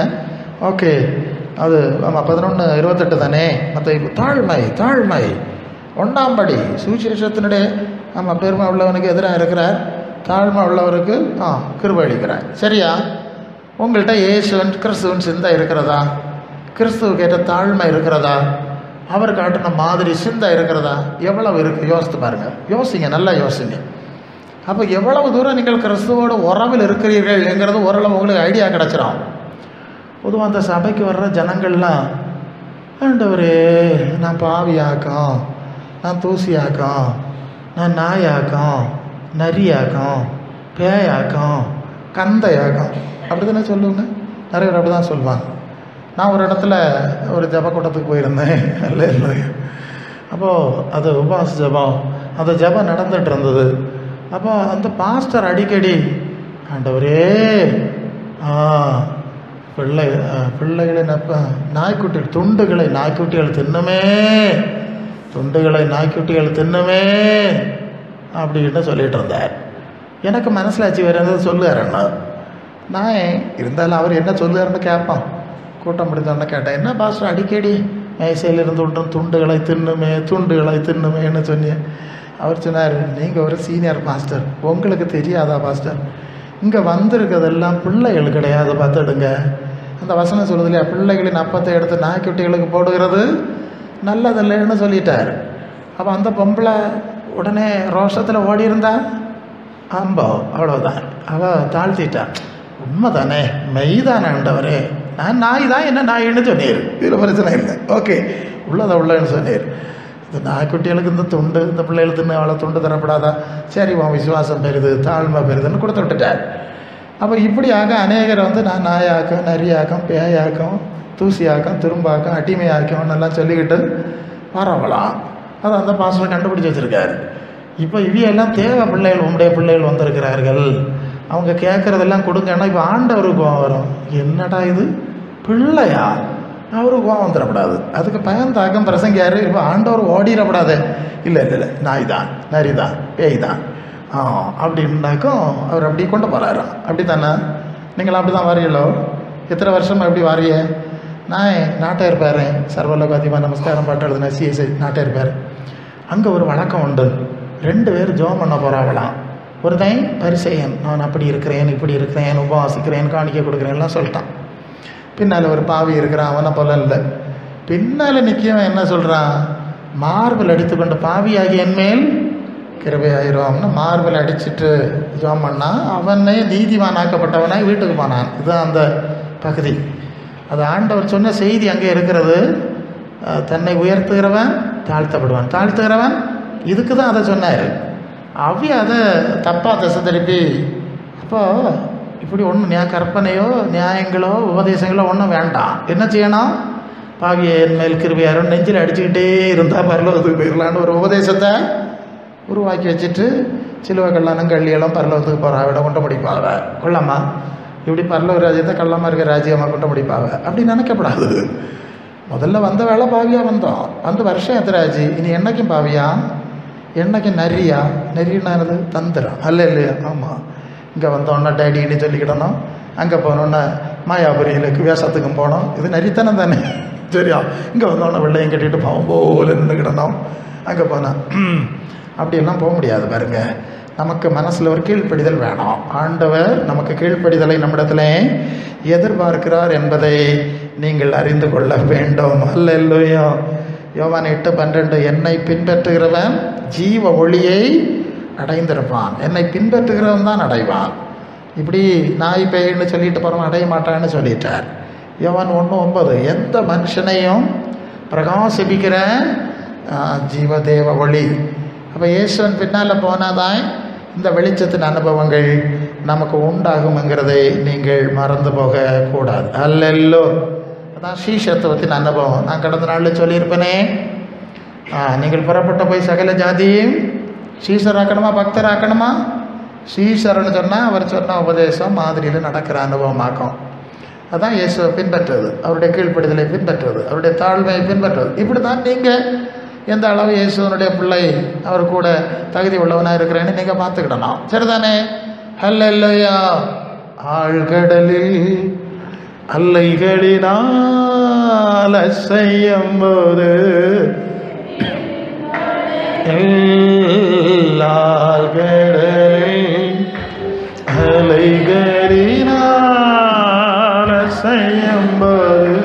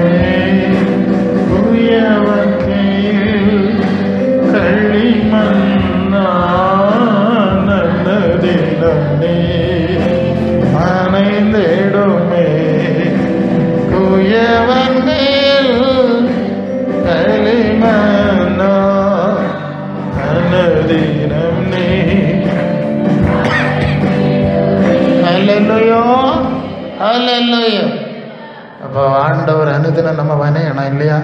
ஆமாம் ஆண்டவரே என்னை வனையும், என்னை உருவாக்கும், என்னை உருமாக்கும், ஒரு மாற்றம், என்னை பண்படுத்தும். பண்படுத்தணுமா வேண்டாமா? பண்படுத்தப்பட்டால் தான் விதை முளைக்கும், இல்லைன்னா முளைக்காது. இப்படி ஆண்டவர் வசனத்தின் மூலம் நம்மை பண்படுத்துகிறார். எபேசியர் 5:14 சொல்லுது, தூங்குகிற நீ விழித்து மரித்தோரை விட்டு எழுந்திரு, கிறிஸ்து உன்னை உயிர்ப்பிப்பார் என்று. சரி போட்டு, கடந்த காலம் போட்டு, உறக்கம் போட்டு, மயக்கம் போட்டு, இருள் போட்டு, அறியாமல் போட்டு ஆண்டவர் சொல்கிறார், நான் உன்னை உயிர்ப்பிப்பேன். அல்லேலூயா. நீ இப்படியே செத்து கொண்டிருக்கிற அனுபவத்துக்கு உன்னை விட மாட்டேன், நான் உயிர்ப்பிக்க தயாராக இருக்கிறேன்னு அழைக்கிறார். அப்போ நம்ம ஆண்டவர்கிட்ட வந்து அவருக்கு நம்மை அர்ப்பணிக்கும் போது இந்த அனுபவங்களிலே நம்மை மரித்த அனுபவங்களிலிருந்து உயிரடைய பண்ணுவார். அல்லேலூயா. அல்லேலூயா. இப்போ என்னாச்சு? தந்திரமாக பேசியாச்சு. தந்திரத்தில் அவங்க விழுந்துட்டாங்க. தந்திரத்தில் விழாமல் இருந்திருந்தா மகிமையோடு தொடர்ந்து இருக்கப்படுறாங்க. இப்போ விழுந்ததுனால சாபம் வந்துட்டு. ஆதியாகமம் 3:16-19 நீ பெருகும்போது வேதனையை மிகவும் பெருக பண்ணுவேன். ஏன்னா ஒவ்வொரு சத்தியத்தையும் நிதானமாய் தெளிவாய் உள்ளத்தில் பதிச்சாதான் இந்த கள்ள போதல் சொல்லுகிற கள்ளத்தனங்களை ஈஸியாக கண்டுபிடிச்சிருவீங்க. எனக்கு அப்படி ஆயிடுச்சு. நான் ரொம்ப ஆராய்ச்சி படித்து பழகினால எளிதாக ஒரு ஆள் போய் சொன்னால் உடனே தெரிஞ்சிடும். அல்ல இல்லையா? அறிவு குறைவுனால சொல்லுவாங்க, அது வேற விஷயம், திருத்திடலாம். பிசாசே தந்திரமாய் இயேசுநாதர்கிட்ட வசனத்தை பேசினா பாருங்க, நீ இங்கே இருந்த தாள குதியும் உன்னை கரங்களில் ஏந்தி கொண்டு போறல என்று 90ஆம் சங்கீதத்தில் எழுதியிருக்கு இல்லையா? சொன்னது ஒன்று, குதிக்க சொல்ல இல்லையே, பரிசோதிச்சு பார்க்க சொல்ல இல்லையே. இப்படி தந்திரமாய் நிறைய பேச்சுக்களை பிசாசு உலகத்தில் பயன்படுத்தி அநேகர் விழுந்து போகிறதுனால நாங்கள் சத்தியத்தை தெளிவுபடுத்துவதில் நாங்களும் ரொம்ப உற்சாகமாய் சுறுசுறுப்பாக இருக்க வேண்டியிருக்கு. அப்போ நீ எனக்கு கீழ்ப்படியலை, எல்லாம் இழந்தாச்சு, இனி உனக்கு பிள்ளைகள் எப்படி இருக்கும்? ஆதாமுடைய வம்சம் எப்படி இருக்கும்னு நினைக்குதிய? தாய் 8ன்னா பிள்ளை 16ன்னு சொல்லுவாங்க தமிழில் இல்லையா? அதனால நீ பெருக வேண்டாம், இதுதான் உண்மை. 1:28 சொன்னார், நீ பலிக்கு பெருகி பூமியை நிரப்பு. அது ஆசீர்வாதமாக இருந்த காலம் இல்லையா? இப்போ தான் நீ சாத்தான் பேய்க்கு பின்னால் போயாச்சாடா, இனி உனக்கு மக்கள் எப்படி இருக்கும்? உன்னை விட மோசமாக இருக்கும். அதனால் நீ பெருக வேண்டாம், நீ பரிசுத்த சந்ததியாக இருக்க முடியாது. எந்த கதை யார் பேசினாலும் இதுதான் அடிப்படை, அது உண்மை, அதான் நடந்துகிட்ருக்கு. மல்கியா 2:15 ஒருவனை படைத்தார், ஆவி பூரணமாக இருந்தது, இன்னொருவனை தேவ பக்தி உள்ள சந்ததியை பரம்படித்தானே. அல்லையோ, ஆதாமியவன் தேவ சித்தம் செய்யணும், தேவ பக்தியாக இருக்கணும், பிள்ளைகள் அப்படி இருக்கணும், தேவனை எதிர்பார்த்தார். அது இயல்பானது, அதில் ஒன்றும் பிரச்சனை இல்லை. ஆனால் இப்போ என்ன நடக்குது? சாத்தான் பக்திக்கு போனாங்க, எல்லாம் மகிமையும் போச்சு. அதனால இப்போ எல்லாம் அந்த பிள்ளைகள், நீங்கள் லூக்கா 23ஆம் அதிகாரத்தில் 28ஆம் வசனத்தில் வந்து ஆண்டவர் சொல்வார், உங்களுக்காக உங்கள் பிள்ளைகளுக்காகவும் அழுங்கள்னு சொல்லிட்டார். எப்படி? எவ்வளோ கூடுதல் பிள்ளைகள் இருக்கோ அவ்வளோ கூடுதல் அழணும், அதான் அர்த்தம். அப்படி தானே ஆகுது, அழுங்கள்னு சொல்லிவிட்டார். பிரசங்கி 1:13 அது என்ன சொல்லுது? 1:13 இன்னும் உயிரோடு இருந்து பிழைக்கிறவர்களை பார்க்கலாம், முன்னமே காலம் சென்று மரித்தவர்களை. வசனம் சரியா? பிரசங்கி 1:13 என்ன சொல்லுது? எடுத்துக்கலாம், படிங்க சீக்கிரம். அதை சரியாக படிச்சுட்டு போமே. 1:13 பிரசங்கி 1:13 இல்லையா? ஒருத்தருக்கு பைபிள் இல்லையா? என்ன சொல்லுது? சரி, 4:2-3 படிங்க பார்ப்போம். இன்னும் உயிரோடு இருந்து பிழைக்கிறவர்களை பார்க்கலாம். ஓகே ஓகே, பாக்கியவர்கள் என்றேன். நிலைமை பார்க்கலாம், நிலைமை வாசி. 1:12 வந்து மனுஷன் இந்த கடும் தொல்லையில் அடிபடும்படி தேவனதை அவனுக்கு நியமித்திருக்கிறார். அந்த வசனமா? சரி, ஓகே. அது என்னன்னா, இந்த கடும் தொல்லை, இந்த உலகம் சாபத்தில் இருக்குது. இந்த உலகத்தில் வந்தவனுக்கு நிலைமை சங்கடமாக இருக்குது, இனி வராதவனுக்கு நிலைமை ஆமாம் வாசி. அல்லேலூயா, அது நல்லது என்று சொல்லக்கூடிய. ஆமாம், வானத்தின் கீழ் நடப்பதில் ஞானமாக விசாரித்து ஆராய்ச்சி செய்தேன், மனுபுத்திரர் இந்த கடும் தொல்லையில் அடிபடும்படி நியமித்திருக்கிறார். அந்த வார்த்தை சரி, கடும் தொல்லையாக ஆயிற்று என்று சொல்லிவிட்டது. 4ஆம் அதிகாரத்தில் வந்தவனுக்கு நிலைமை சங்கடம், வராதவன் பாக்கியவானன்னு சொல்லக்கூடிய அளவு இந்த பூமி சாபத்தினால் நிறைந்திருக்கிறது. இதுதான் உண்மை. ஏன்னா மிஞ்சின, ஏன்னா ஒரு இடத்துல பிள்ளை, அது வந்து எஸ்டிடி பூத்தில் ஒரு ஆள் ஃபோன் பண்ண வந்திருக்கார். ஃபோன் பண்ணியாச்சு, பண்ணிக்கிட்டு அந்த எஸ்டிடி பூத்து, இப்போ தான் செல்ஃபோன் வந்துட்டு முன்னால் எஸ்டிடி பூத்து, அதில் வந்து அவர்கிட்ட அந்த ஆள் பேசிகிட்டு இருக்காரு. என்ன சொல்லாருன்னா, பிள்ளை இல்லைன்னா பிள்ளை இல்லைன்னு ஒரே வப்பிராளமாக இருந்தது. இப்போ பிள்ளை கிடச்ச பிறகு பிள்ளை ஒரு ஆஸ்பத்திரியில் தள்ள ஒரு சாபம். அதான் உண்மை. கொஞ்ச நாளைக்கு பிள்ளைகளை பார்த்து கண்ணை மொத்து பொண்ணு மொத்து இதெல்லாம் பார்க்கணும். பரவ பிள்ளை வளர தகராறு, அடி, காணுவதெல்லாம் எரிச்சலாக இருக்குது. அல்ல கொள்ளாமா தகராறு. சில இந்த பிள்ளையை பத்துட்டமேனு தலையில் அடிச்சிருக்குது. அப்படிதாக்க உலக வாழ்க்கை போயிட்டுருக்கு. இது ஒரு படம், கொஞ்ச நாளைக்கு ஒரு படம், அப்புறம் தலைக்கல. அந்த சாபம் தான், இது ஒன்றும் மறக்கலை. ஆதியாகமம் 4ஆம் அதிகாரம் 8ஆம் வசனத்தில் ஆதாமுக்கு மூத்த பயலுக்கு பேர் என்னது? காயின். அந்த பையன் என்ன செஞ்சான்? தம்பியை கொலை செஞ்சான். கொல்லாமா தேவனால் படைக்கப்பட்டு ஆசீர்வாத வாக்கு தத்தம் 1:28 ஏற்கனவே வாங்கி கர்த்தருக்கு கீழ்ப்படியாமல் சாத்தானுக்கு பின்னால் போயிட்டு சபிக்கப்பட்டவர்களுக்கு அந்த குடும்பம் இப்போ சாபம் தானே, கர்த்தர் சாபம் போட்டார். அந்த தலைமகன் கொலை மகனாய் மாறுகிற ஒரு காரியத்தை நாம் அங்கே பார்க்குறோம். அது யோவான் 8:44 பிசாசு ஆதி முதல் மனுஷ கொலைபாதகனாக இருக்கிறான்னு ஆண்டவர் சொல்லுவார். அப்போ ஆதாமை தேவ கட்டளைக்கு கீழ்ப்படியாமல், ஆமாம், தேவ கட்டளைக்கு கீழ்ப்படியாமல் இருக்கிறதுக்கு பின்னால் பிசாசு இருக்குது, சரிதானே? எஸ் எஸ் அன்று ஆதாமிவால் கீழ்ப்படியாமல் செய்தது பிசாசு, தந்திரமாய் பேசுனது பிசாசு. உங்ககிட்ட பேசுவான், அதெல்லாம் வேண்டாம், அவைய அப்படி போகிறாவே இல்லையா, இவ எப்படி போகிறாவே இல்லையா, நம்ம பின்ன போக மாட்டோமா, இந்த உலகத்தில் கோடான கோடி ஆளோ போகிறாவே இல்லையா, இப்போ நம்ம அப்படி தானே பிசாசு பேசுகிறான். அப்போ பின்ன இயேசு இப்படி வந்து இந்த சுவிசேஷம் தர வேண்டிய அவசியம் இல்லை இல்லையா, நீ கீழ்ப்படி ஆண்டா, தந்திரமோ, இதெல்லாம் தந்திரங்களுக்குள்ள உள்ள விஷயமாக்கும். இப்படி அன்றைக்கு ஏவாளை ஏமாற்றி குட்டிச்சவராக்கிட்டு இப்போ அந்த காயினை கொலைகாரனாக மாற்றிட்டான். பிசாசு தான் கொலைகாரனாக மாற்றினானுங்கிறது அந்த வசனம். கொலை செய்கிற ஒரு சூழல். ஆபேல் தேவ சித்தப்படி பலி செலுத்தினான் என்ற செய்தி. அதாவது ஆதாம் ஏவாள் பாவம் செஞ்சாங்க, நீ இதை புசிக்கிற நாளிலே சாகவே, அப்படி தானே சொன்னார். அப்போ அதே நாள் செத்துருக்கணும் இல்லையா, செத்துருக்கணுமா வேண்டாமா? சாவலை. ஏன் சாவலைன்னா, அவன் செத்து போனால் எல்லாமே முடிவுக்கு வந்துடும். அவன் சாவாமல் அவனை பாதுகாக்கிறதுக்கு கர்த்தர் ஒரு ஏற்பாடு பண்ணார் பாருங்க.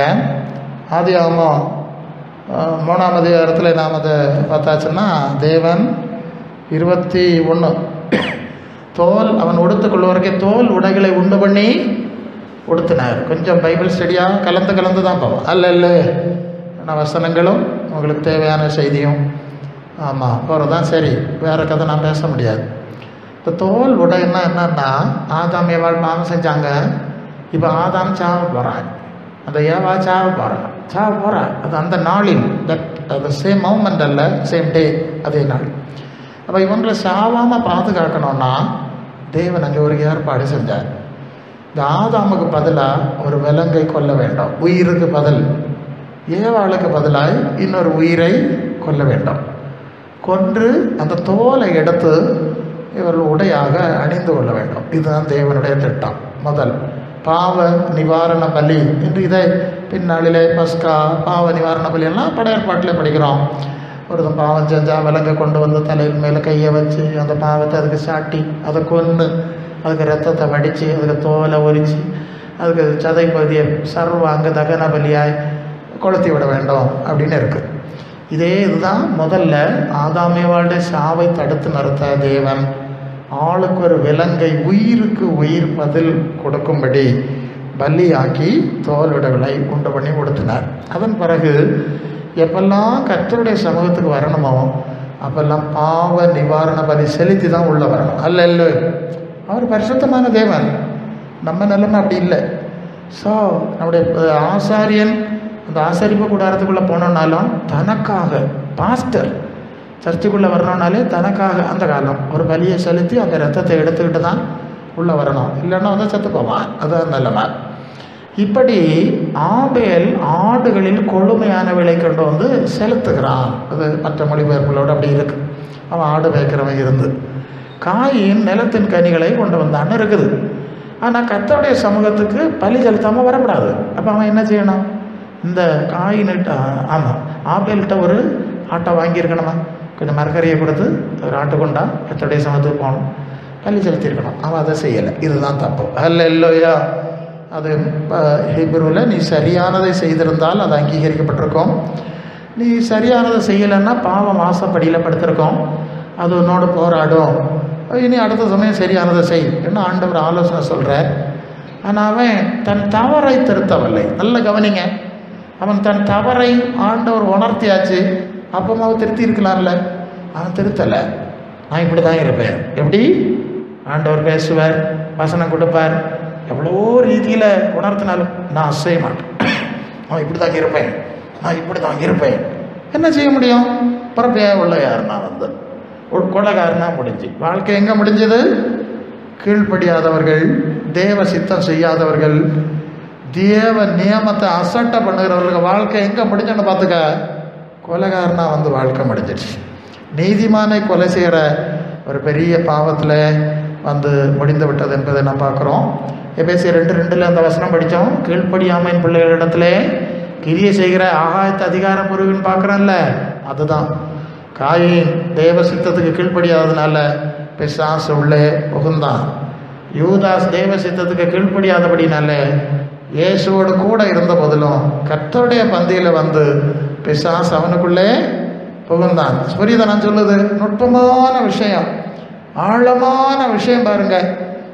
It's not a easy thing, it's not a game. இது ஒரு கடமை வாழ்க்கை கிடையாது, கடமை வாழ்க்கை கிடையாது. ஒவ்வொன்றும் நுட்பம்.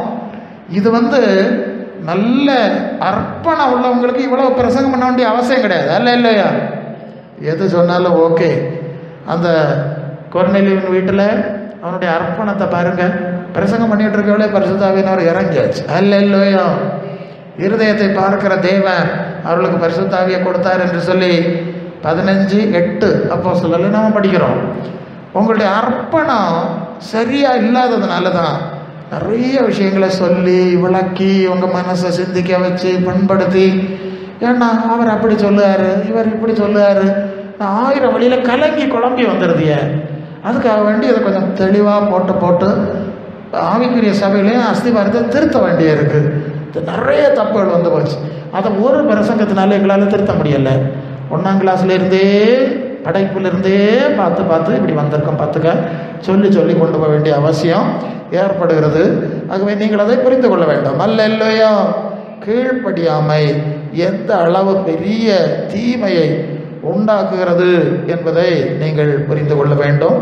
தொடர்ந்து ஆதியாகமம் 6:5 வந்தால் மனுஷருடைய நினைவுகளின் தோற்றமெல்லாம் நித்தம் பொல்லாதது என்று கர்த்தர் கண்டு தாம் மனுஷனை உண்டு பண்ணினதுக்காக மனஸ்தாபப்பட்டார். நல்ல கவனிங்க. நம்ம பிள்ளைகளை பற்றிட்டோம். எனக்கும் 10 வயசில் பேர பையன் இருக்கிறான். பிள்ளைகளை பற்றோம். அதான் நான் நேரமாக சொன்ன மாதிரி முத்தை பொன்னே தங்கமேனு முத்தி வளர்த்திட்டோம். பல எதிர்பார்ப்புகளோடு எவ்வளோ பணத்தை செலவாக்கி எல்லா காரியம் செய்கிறோம். பிறகு அந்த பிள்ளைகள் உருப்படாமல் போனால் நமக்கு எவ்வளோ மன கஷ்டம் இருக்குது இல்லையா? நமக்கு எவ்வளோ கவலை, இப்படி ஆகி போச்சே, வாழ்க்கையினுடைய லட்சியமே உடைந்து போய்விட்டதே என்று சொல்லி நாம் வருந்துகிறோம். இந்த பிள்ளைகளை பெற்றுட்டோமேன்னு ஆகிறோம். அல்ல சிலர்லாம் அப்படிதான், பெற்றுட்டோமே, இப்படி வந்துட்டோமேன்னு தலையில் அடித்து கொள்ளக்கூடிய சூழ்நிலைகளை பார்க்குறோம். அப்போ நமக்கு அப்படி வருதுன்னு சொன்னால் ஆண்டவருக்கு அப்படி இருக்கும். அவருக்கு சாயலில் தான் நம்ம படைச்சார். சாயலில் படைச்சி இதை கொடுத்து, இந்த புஸ்தகத்தை கொடுத்து, சுவிசேஷம் கொடுத்து, ஆவியை கொடுத்து, சபையை வச்சு, வருஷத்துக்கு பாஸ்டர் மேலே போட்டு எல்லாம் கொண்டு வந்தப்புறம் ஒரு படையிலன்னா எப்படி இருக்கும்?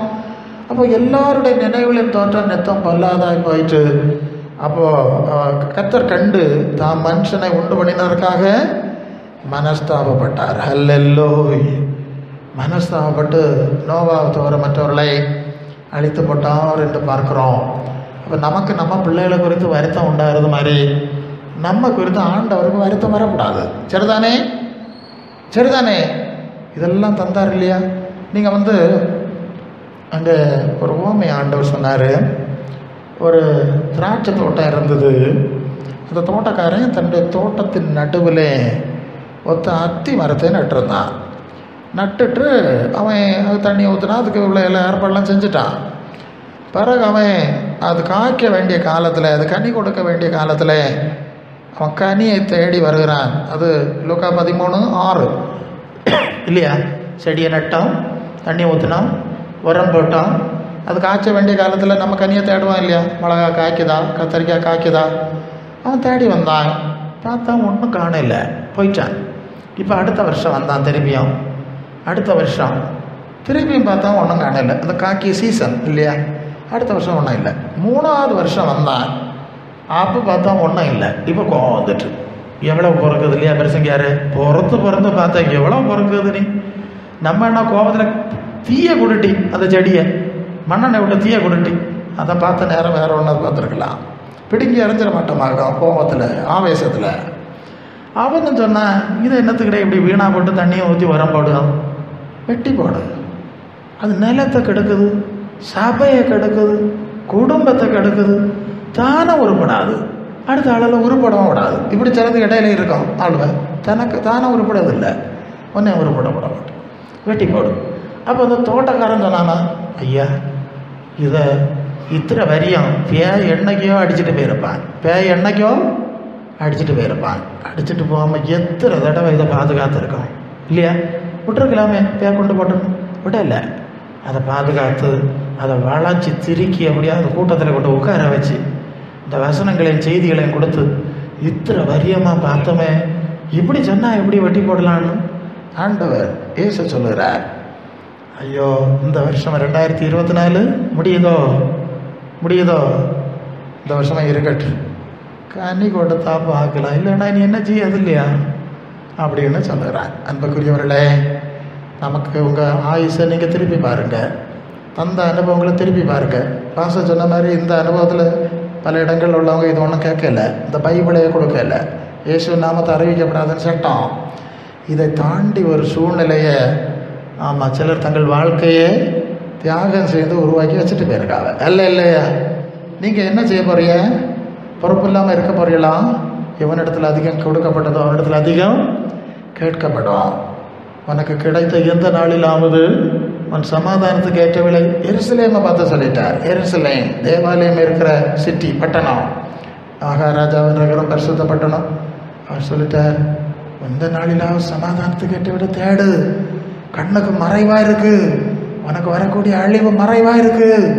எதிரி வருவான், அழிச்சு போடுவான், தெய்வ கிருபை நீ இழந்துருவ. அல்லோ. இப்ப நமக்கு தேவை என்ன தெரியுமா?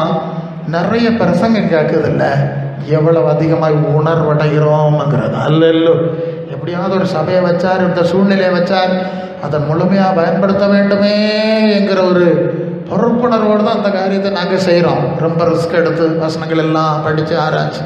நீங்கள் ஒப்பு கொடுக்காவிட்டா, இந்த சத்தியத்துக்கு கீழ்ப்படியாவிட்டா எல்லாம் வீணாகிவிடும். அல்லோ.